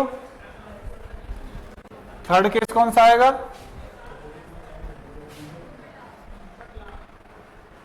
m is less then n। तो यहां से आपके 1 1 कितने हो जाएंगे 0। सही बात है ना, ये तो समझ में आ रही चीज। और ऑन्टो का एक ये फॉर्मूला, ये तुम्हें ध्यान में रखना पड़ेगा बस, पता है, सिग्मा आर बराबर 1 to m-1 mcn mcr m-r की पावर n। इस फॉर्मूले से, इससे कोई नहीं आया, इसे भले ही मत याद करना, आएगा आएगा पता है क्वेश्चन कैसा आएगा, तो बस डोमेन और कोडोमेन देगा और पूछेगा 1-1 कितने होंगे, ऑन्टो कितने होंगे, और आपका माइंड पता है क्या कहेगा, सीधा ये देखेगा किसमें क्या ज्यादा है, जीरो वाला ज्यादा आएगा। मैं आपको सीधा बताऊं, जीरो वाला, एक जीरो वाला और एक ये वाला। जीरो में वो फंसाने की कोशिश करता है जल्दी में कितने होंगे, और वो ऑप्शन देता है 2 की पावर mn, जरूर देगा 101%।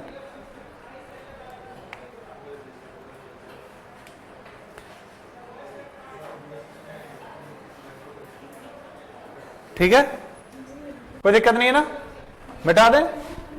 तो ये सिंपल सी बात थी, तो मैं वैसे आपको फंक्शन में भी पता चल जाती, वो भी सर भी कराते फंक्शन में, बट यहीं लिख ली, ठीक है। अब देखो यहां से एक बात करते हैं पार्टीशन की, partition of set.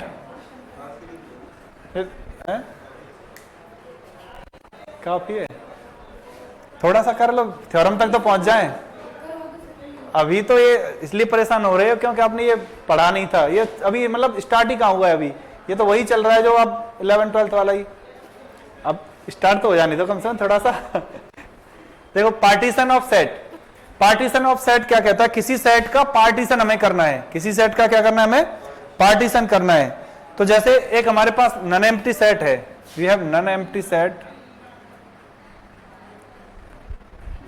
Non empty set P है कोई, नन एम्प्टी सेट क्या है कोई, P है,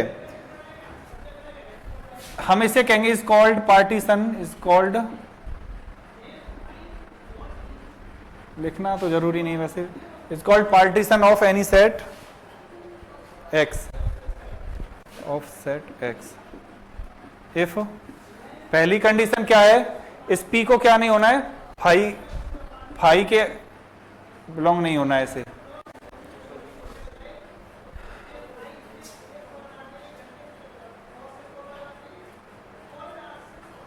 ठीक है। Number B, union of A belongs to P, A बराबर X। Number C, if A belongs to P and B belongs to P, then A is not equal B। क्या union क्या,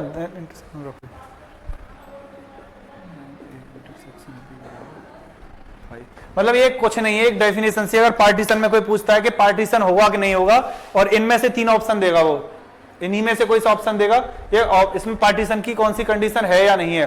partition का मतलब यह है किसी सेट को पार्टों में तोड़ें, किसी सेट को पार्टों में तोड़ें, तो ये कंडीशन क्या होनी चाहिए, एक तो खाली नहीं होना चाहिए। आप समझ रहे हो, खाली का तो कोई मतलब ही नहीं है, किसी चीज को हम तोड़ रहे हैं और खाली खाली खाली खाली रख दें तो टूटेगी कैसे वो, ठीक है, ये तो एक कंडीशन नहीं होनी चाहिए। दूसरी, उन सबका यूनियन, जितनी जैसे 10 जगह तोड़ी है तो अगर नॉट सॉरी, हाँ नॉट बिलोंग, ठीक है। इसमें देखें कि जो जितनी चीज तोड़ी है उसको अगर हम क्या कर दें, इकट्ठा कर दें, तो क्या बन जाना चाहिए, जिस जो तोड़ा है सेम, ठीक है। तीसरी बात, अगर हमारे पास 2 टुकड़े हैं, हमारे पास 2 टुकड़े हैं, ठीक है, दोनों टुकड़े इक्वल नहीं रहने चाहिए और ना उनमें कोई एलिमेंट सेम आना चाहिए। एक बात वही तो भाई स्टैंडर्ड तोड़ना जो मानक होता है, परफेक्ट तोड़ना उसी को कहेंगे। एक एक चीज को 2-2 बार तोड़ देंगे तो क्या फायदा उसे तोड़ने से, आगे ना समझ। दोनों सेट अगर टूटन है, हमारे 2 टुकड़े हैं, बराबर नहीं होने चाहिए और कोई कॉमन नहीं होना चाहिए, ये कहता है, ठीक है। अब सारी चीजें हम जैसे कि हमारे पास एक यही एग्जांपल में देख लेते हैं, हमारे पास एक सेट X बराबर है A, B और C, 3 एलिमेंट का सेट है, ठीक है। हम इसे तोड़ना चाहते हैं भाई साहब, हम इसे क्या करना चाहते हैं, तोड़ना चाहते हैं। तो हमने कहा पहला जो तोड़ होगा इसका, पहले तोड़ में हम तीनों को एक साथ रखेंगे, एक जॉइंटी बोलेंगे उसे। हमने रखा इसे कोई सेट में A1 में ABC, एक बार तोड़ दिया। और कैसे तोड़ सकते हैं इसे, 2 + 1 तोड़ सकते हैं, बताओ, देखो बताएंगे। ए बी, एक में ए बी हो गया और एक में सी हो गया खाली, ठीक है। और बताओ बी सी, और एक क्या हो गया, ए बचा, ए हो गया, एक क्या हो गया, और कौन, ए बी बी सी ए सी, ए सी या सी ए, और क्या बचा, बी। आगे बात समझ में। और कैसे तोड़ सकते हैं थर्ड टाइम में, अकेले अकेले अकेले, ए बी सी। अब देखो पहले में पहुंचे, क्या 5 है, नहीं है, 5 भी नहीं है भाई साहब। यूनियन करें तो पूरा बैठ जाएगा, अकेला अकेला को जोड़े सेम, क्या कोई अलग अलग ऐसा कुछ है, नहीं है। दूसरे में पहुंचे हम, ए बी सी, 5 नहीं है कोई, दोनों को जोड़ें तो तीसरा बन रहा है, दोनों में कॉमन है कुछ, नहीं है, इसमें भी वही कंडीशन, इसमें भी कंडीशन, और ये 3। तो अब कितने टोटल पार्टीशन हो गए, तो हम आपको यह सिखाना चाह रहे हैं किसी सेट को तोड़ने पर नंबर ऑफ पार्टीशन कितने होंगे वो फाइंड करना। नंबर ऑफ पार्टीशन कितने हो गए, 1 2 3 4 5। तो हमें फिक्स रखना है कि 3 एलिमेंट के सेट को तोड़ने के लिए कितनी बार तोड़ेंगे हम, 5 बार तोड़ सकते हैं। तो नंबर ऑफ पार्टीशन देखना, एक बढ़िया बात निकल के आएगी कि number of partition of a set is equal to number of equivalence relation of that set. Equivalence, जितने इक्विवेलेंस फंक्शन होंगे, रिलेशन होंगे, उतने ही आपके क्या रहेंगे, आपके पार्टीशन रहेगा। आप कहोगे इतनी बार हम कैसे निकालेंगे, इतनी बार हम कैसे निकालेंगे, तो इससे तो सीखना था आपको ऐसे, ठीक है। अब निकालना कैसे है वो देखो, बता, जितने पार्टीशन होंगे उतने ही इक्विवेलेंस रिलेशन होंगे। तो हम दिखा रहे हैं अभी, बस एक सेकंड रुको। पार्टीशन आप तोड़ोगे कैसे, पागल परेशान हो जाओगे बिल्कुल, तोड़ते तोड़ते अगर 5 एलिमेंट आ गए तो फिर तो पूरी कॉपी भर जाएगी, पूरा दिन निकल जाएगा। तो देखो पहले लिख लो यहां पॉइंट में, देखो ये जो साइन होता है ना, ये वाला साइन, ये होता है, ये बताता है नंबर ऑफ। जहां जहां हम ये बनाएंगे तो आपको क्या पढ़ना है उसे, number of equivalence relation equal number of partition of a set. किसी सेट के इक्विवेलेंस रिलेशन, अब यहां से कभी भी नंबर ऑफ इक्विवेलेंस रिलेशन निकालना हो तो उसका पार्टीशन ऑफ सेट तुम्हें पता होना चाहिए। अब सबसे पहले आए हमने एक एलिमेंट P1 पे, मतलब हमारे कितने एलिमेंट हैं सेट में, एक का तो कितना बनेगा, 1, ठीक है। अब हम कितने, 2, ठीक है, 2 पे कितने बनेंगे, 1 को 1 लिखा, 1 और 1 कितने हो गए, ये 2, 1 और 1 कितने हो गए, ये 2। आगे पहुंचे हम किसके लिए, 3 के लिए, ठीक है। सीख लो अभी, ध्यान दे लो, 1 और 1 2। अब 2 को कहां लाए हम, यहां, ठीक है। 2 और 1 कितने हो गए, 3, 2 और 1 कितने हो गए, 3, 3 और 2 कितने हो गए, 5।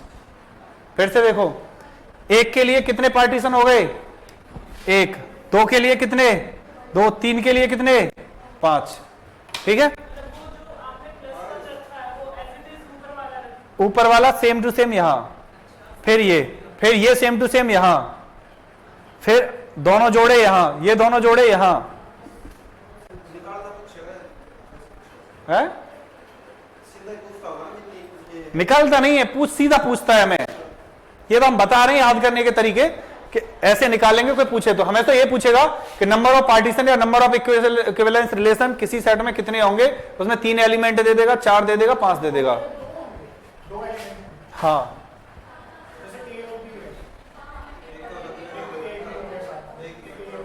एक और भी हो जाएगा, P4 और P5 P6 निकाल देना एक बार जल्दी जल्दी। कितने हो गए, +5 कितने हो गए, 7 + 3 कितने हो गए, 10, 10 + 5 कितने हो गए, 15, ठीक है। +15 5 कितने हो गए, 20 + 7 कितने हो गए, 27 प्लस कितने हो गए, 37 + 15 कितने हो गए, 52, ठीक है।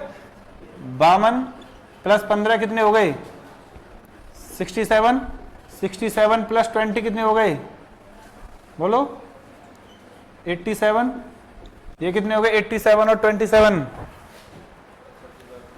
100, ये कितने हो गए 114 और 37, 151, 151 और ये कितनी हो गई 203। आपको कुछ भी याद नहीं करना, आपको ये याद करना है बस। अगर हमारा कितने हैं, एक एलिमेंट है तो 1, 2 है तो 2, 3 है तो 5, 4 है तो 15, 5 है तो 52 और 6 है तो 203। इससे ज्यादा ना आने की कोई कंडीशन ही नहीं है।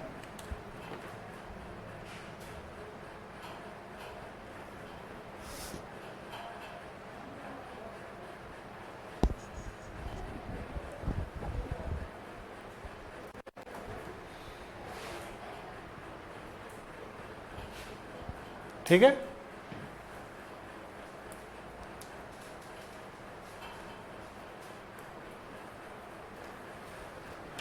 एक लिखो डिवीजन एल्गोरिथमिक थ्योरम है। हाँ,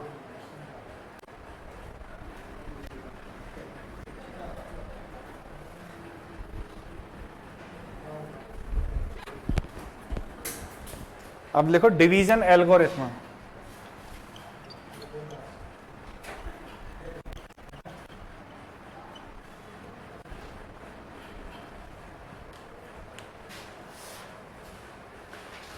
हम लिख रहे हैं let A belongs to Z and B belongs to Z. A और बी हमारे किसी जेड में बिलोंग करते हैं, और जहां पर and B is greater than 0 और बी क्या है 0 से बड़ा है, देन देयर एग्जिस्ट, ये साइन तो जानते हो ना देयर एग्जिस्ट का, इसका मतलब क्या होता है, देयर एग्जिस्ट होता है इतना, और इसमें ये लगा दें, चलो लिख देते हैं, देन देयर एग्जिस्ट यूनिकली, इसको लिखेंगे हम ऐसे ऐसे करके।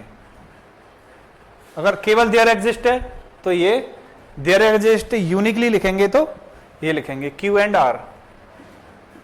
क्यू एंड आर हमारे पास क्यू आर ऐसे एग्जिस्ट करते हैं यूनिकली इन जेड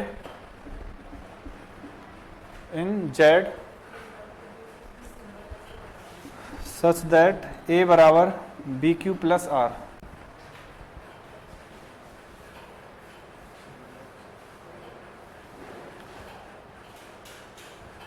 ठीक है, जहां आपको Q क्या हो गया, कोशिएंट, R क्या हो गया, रिमाइंडर। तो क्या आप यहां से R की वैल्यू बता सकते हो?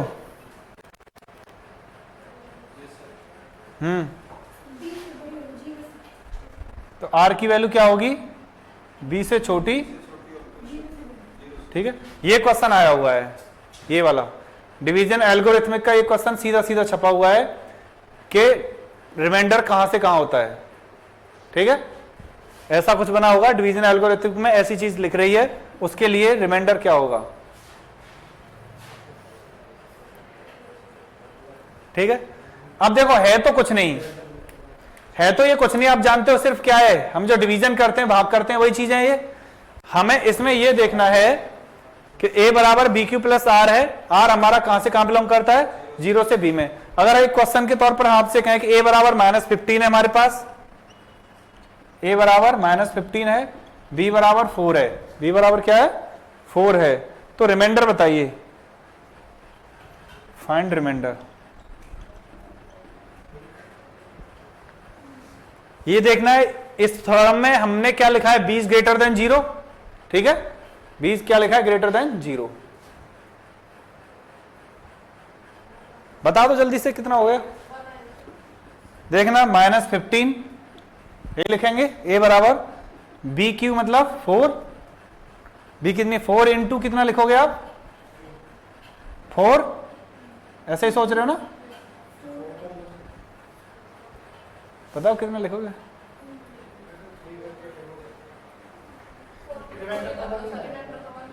-4 + 1, -4 + 1। क्यों?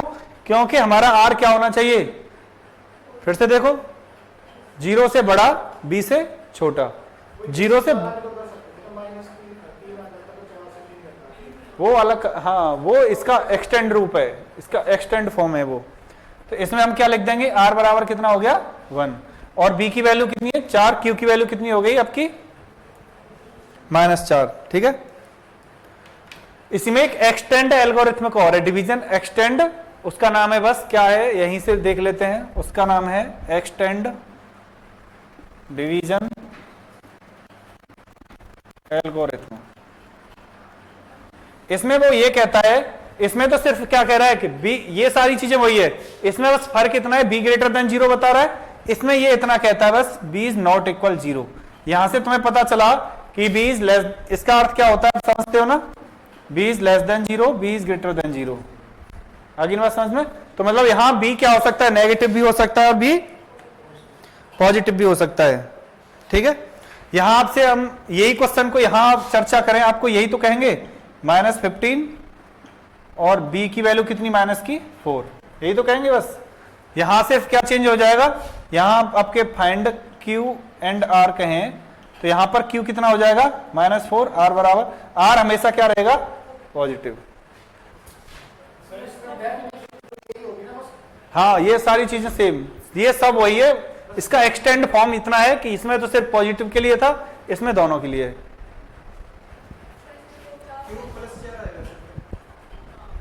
क्यू, हाँ सॉरी, हाँ हाँ +4।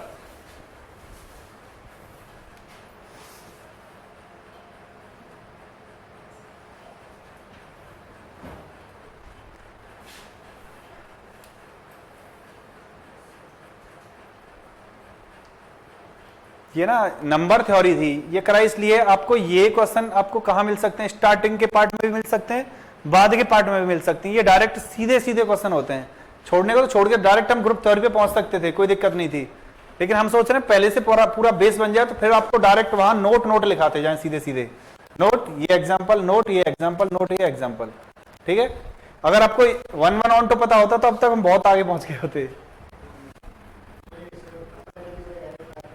ये जरूरी है इसलिए बता रहे हैं आपको। अब लिखो जीसीडी, ये जो क्वेश्चन है जीसीडी का बहुत बहुत सिंपल क्वेश्चन है और ड्रामा कर देता है। जीसीडी समझते हो ना, ग्रेटेस्ट कॉमन डिवाइजर।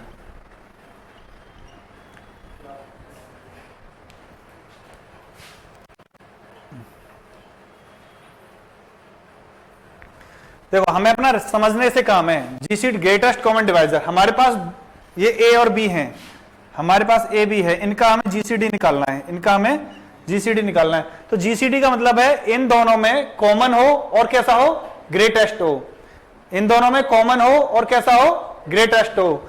तो मतलब ये क्या मतलब है, कॉमन हो और क्या हो, ग्रेटेस्ट हो। मतलब कॉमन का मतलब है कि उसका जो डिवाइड है किसमें जा रहा हो। अब देखना इसकी कंडीशन को हम लिख सकते हैं, हमारे पास कोई डी है, ठीक है, डी डिवाइड कर रहा है ए को, ठीक है, और डी डिवाइड कर रहा है किसको, बी को, ठीक है ना। और यहां से हम आपसे ये कहें कि डी डिवाइड, आपका एक डी डिवाइड कर रहा है सी को, एक बार सोचना, डी डिवाइड कर रहा है सी को, या हम ये कहें कि ये दोनों इन दोनों को डिवाइड कर रहे हैं, ठीक है।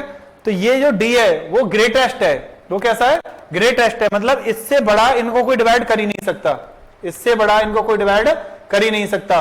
जो डिवाइड करेगा वो डी से भी डिवाइड होगा।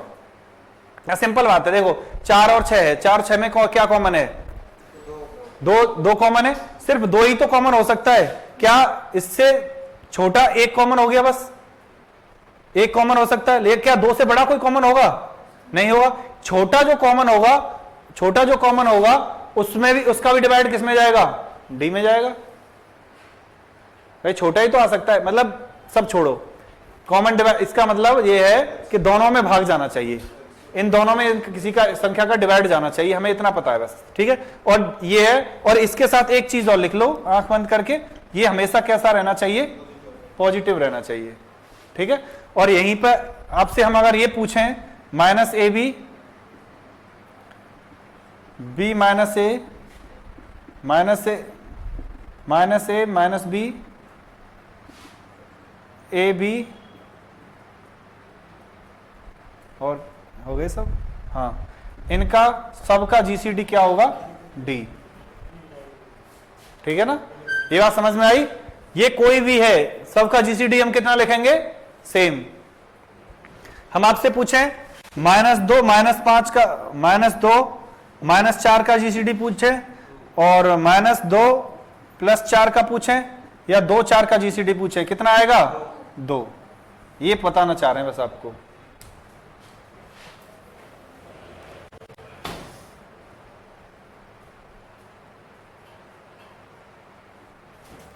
ठीक है, और इसमें अभी हमने देखा डी ए को भी डिवाइड करेगा और डी बी को भी डिवाइड करेगा। पहली कंडीशन, अगर हम ये लिख दें कि अगर सी ए को भी डिवाइड कर रहा है और सी बी को डिवाइड कर रहा है, तो सी किसको डिवाइड करेगा, डी को भी डिवाइड करेगा। छोटा ही तो होगा, जैसे 2 कॉमन है तो 1 ले लिया छोटा, 1 2 को डिवाइड कर रहा है, 3 को डिवाइड कर रहा है, तो 1 किसको डिवाइड करेगा, 2 को भी डिवाइड करेगा। मेंशन हो गया, मेंशन हो गया, इसका मतलब ही यही हो गया।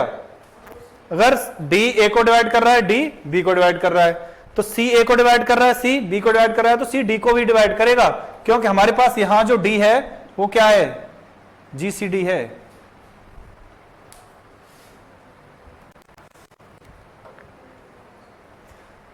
किसी से लेन देन नहीं है, हमें इससे लेना देना है कि ऐसा कुछ आएगा तो हम सेम जीसीडी क्या लिखेंगे, सबका पॉजिटिव में।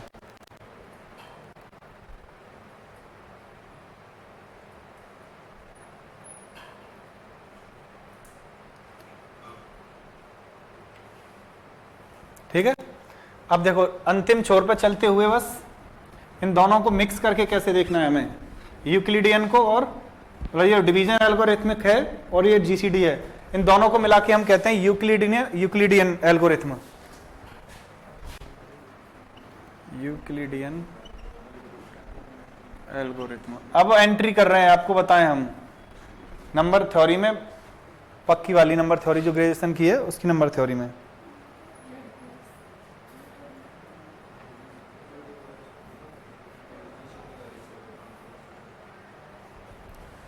देखो यूक्लिडियन एल्गोरिथम क्या कहती है, कुछ भी नहीं है, सेम कंडीशन है हमारी जो पहले लिखी थी डेफिनेशन डिवीजन एल्गोरिथम की, उसमें हमने सब वही लिखा था। ए और बी क्या करने चाहिए, जेड से होने चाहिए, 0 नहीं होने चाहिए, ये भी ध्यान रखना है, ये दोनों क्या नहीं होने चाहिए, 0 नहीं हो बस।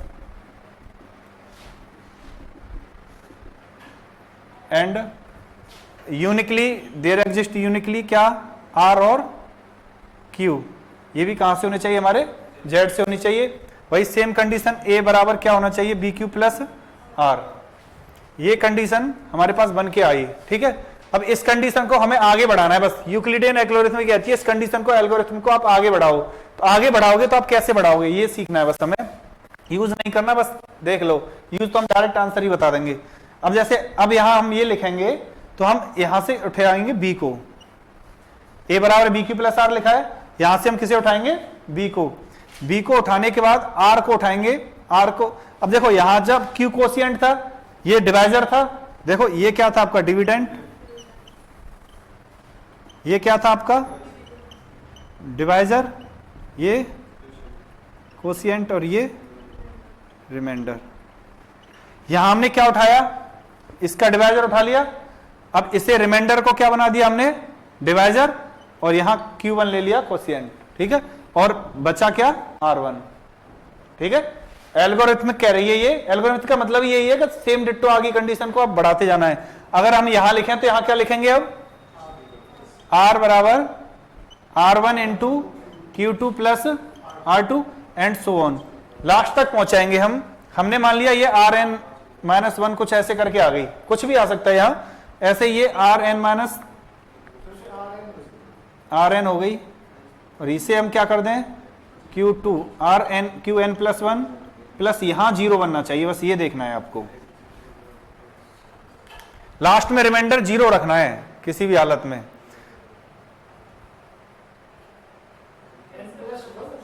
हाँ Qn प्लस 1, देखो देख लो आप, Q1 था जब R पे कुछ नहीं था, R1 पे तो वो 2 है, ये N है तो ये N प्लस 1 है।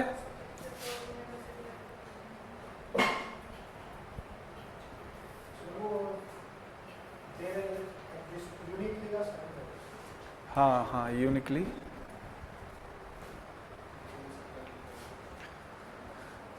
अब देखो ये इसका अर्थ इतना था कि हम रिमाइंडर कहां तक ले जाएंगे, 0 तक।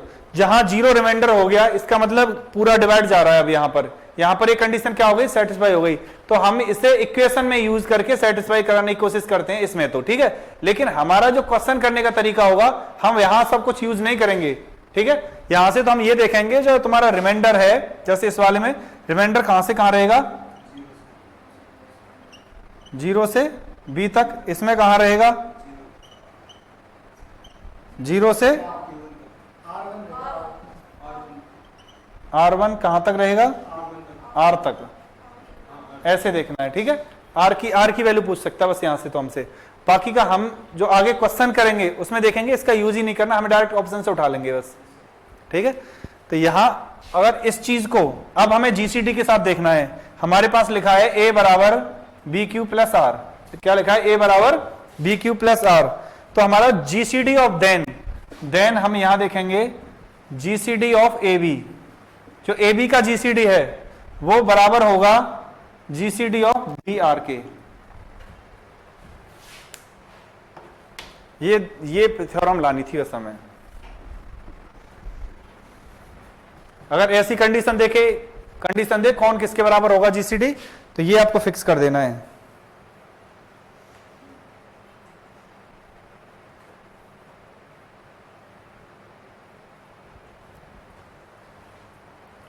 ठीक है, जीसीडी ऐसा कुछ दिया है तो इन दोनों का जीसीडी इसके जीसीडी के बराबर होगा। इसमें देखने चले, इनका जीसीडी किसके बराबर है, इनका जीसीडी इनका जीसीडी इनका जीसीडी इनके। ठीक है, अब क्या आप मुझे बता सकते हो 0 का जीसीडी हम निकालें, अगर 0 का जीसीडी निकालें नेचुरल नंबर के साथ तो कितना होगा?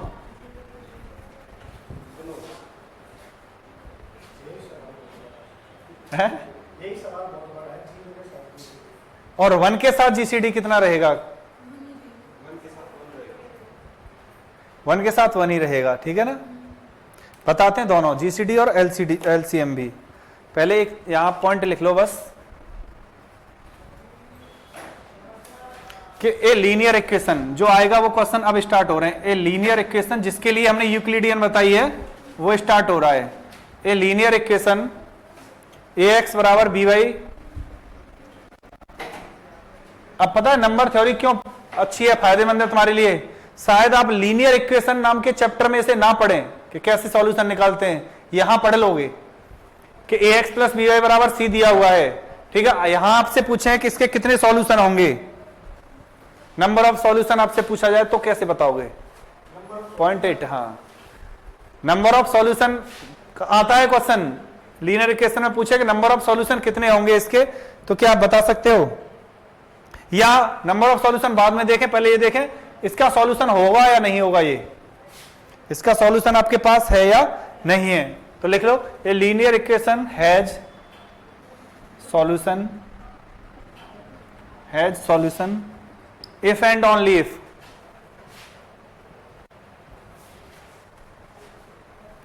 And only if D divides सी।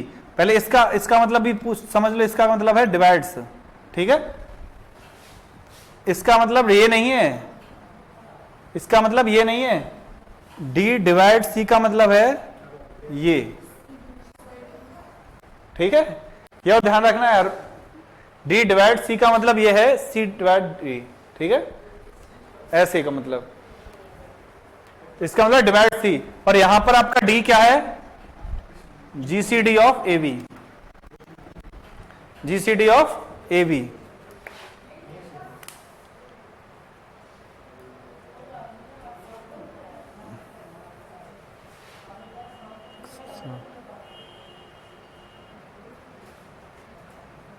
लिखो, एक क्वेश्चन लिखो, 49x प्लस 7y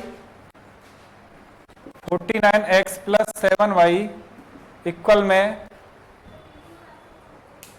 में लिख लो 18। Find solution.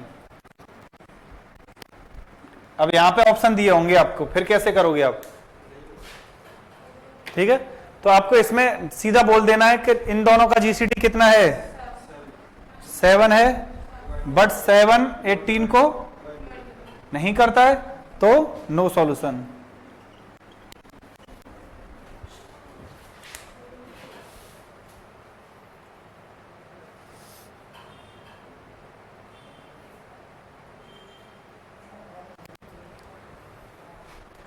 एक पॉइंट इसी में आगे लिखो, फिर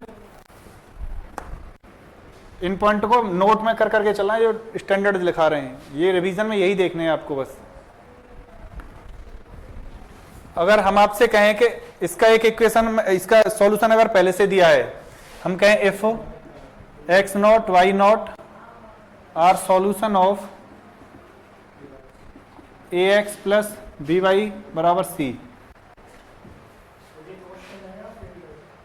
ये यही है, मतलब ये नोट है ये भी कि यदि x0 y0 क्या है, सॉल्यूशन है इसके, मतलब इतना तो हमें पता चल गया सॉल्यूशन कैसे करना है, क्या करना है। अगर हम पूरा मेथड बताएंगे तो बहुत टाइम लगेगा, इसलिए आप डायरेक्ट ही जो देख लो, अगर सॉल्यूशन देखना हो, कभी निकालना हो तो, कि अगर ये सॉल्यूशन दिया है पहले से, हमारा पहले से सॉल्यूशन दिया है, तो इसका दूसरा सॉल्यूशन कैसे निकालेंगे, solution of X then other solution.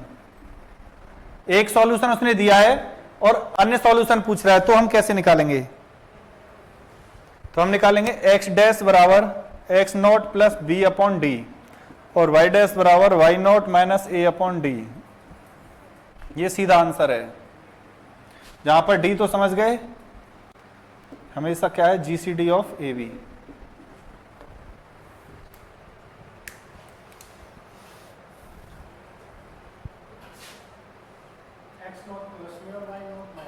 हाँ, A upon D, B upon D, X वाले के साथ वाई वाला, वाई के साथ एक्स वाला।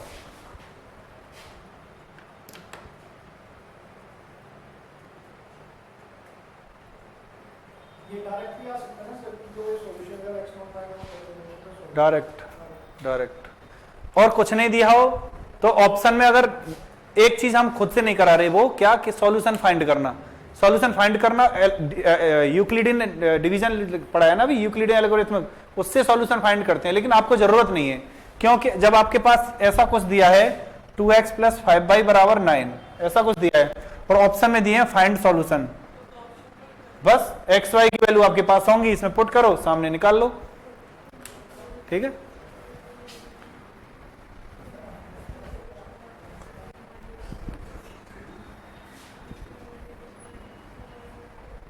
अब डेफिनेशन बताओ आप प्राइम नंबर की।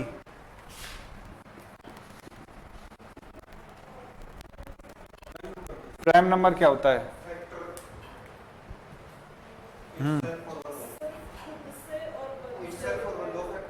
हाँ ठीक है ना, तो हम ये बोल सकते हैं n integer, n is greater then 1, ठीक है, इज हैज मिनिमम या मैक्सिमम या exactly, integer has exactly 2 factor क्या क्या 1 एंड इटसेल्फ। ठीक है,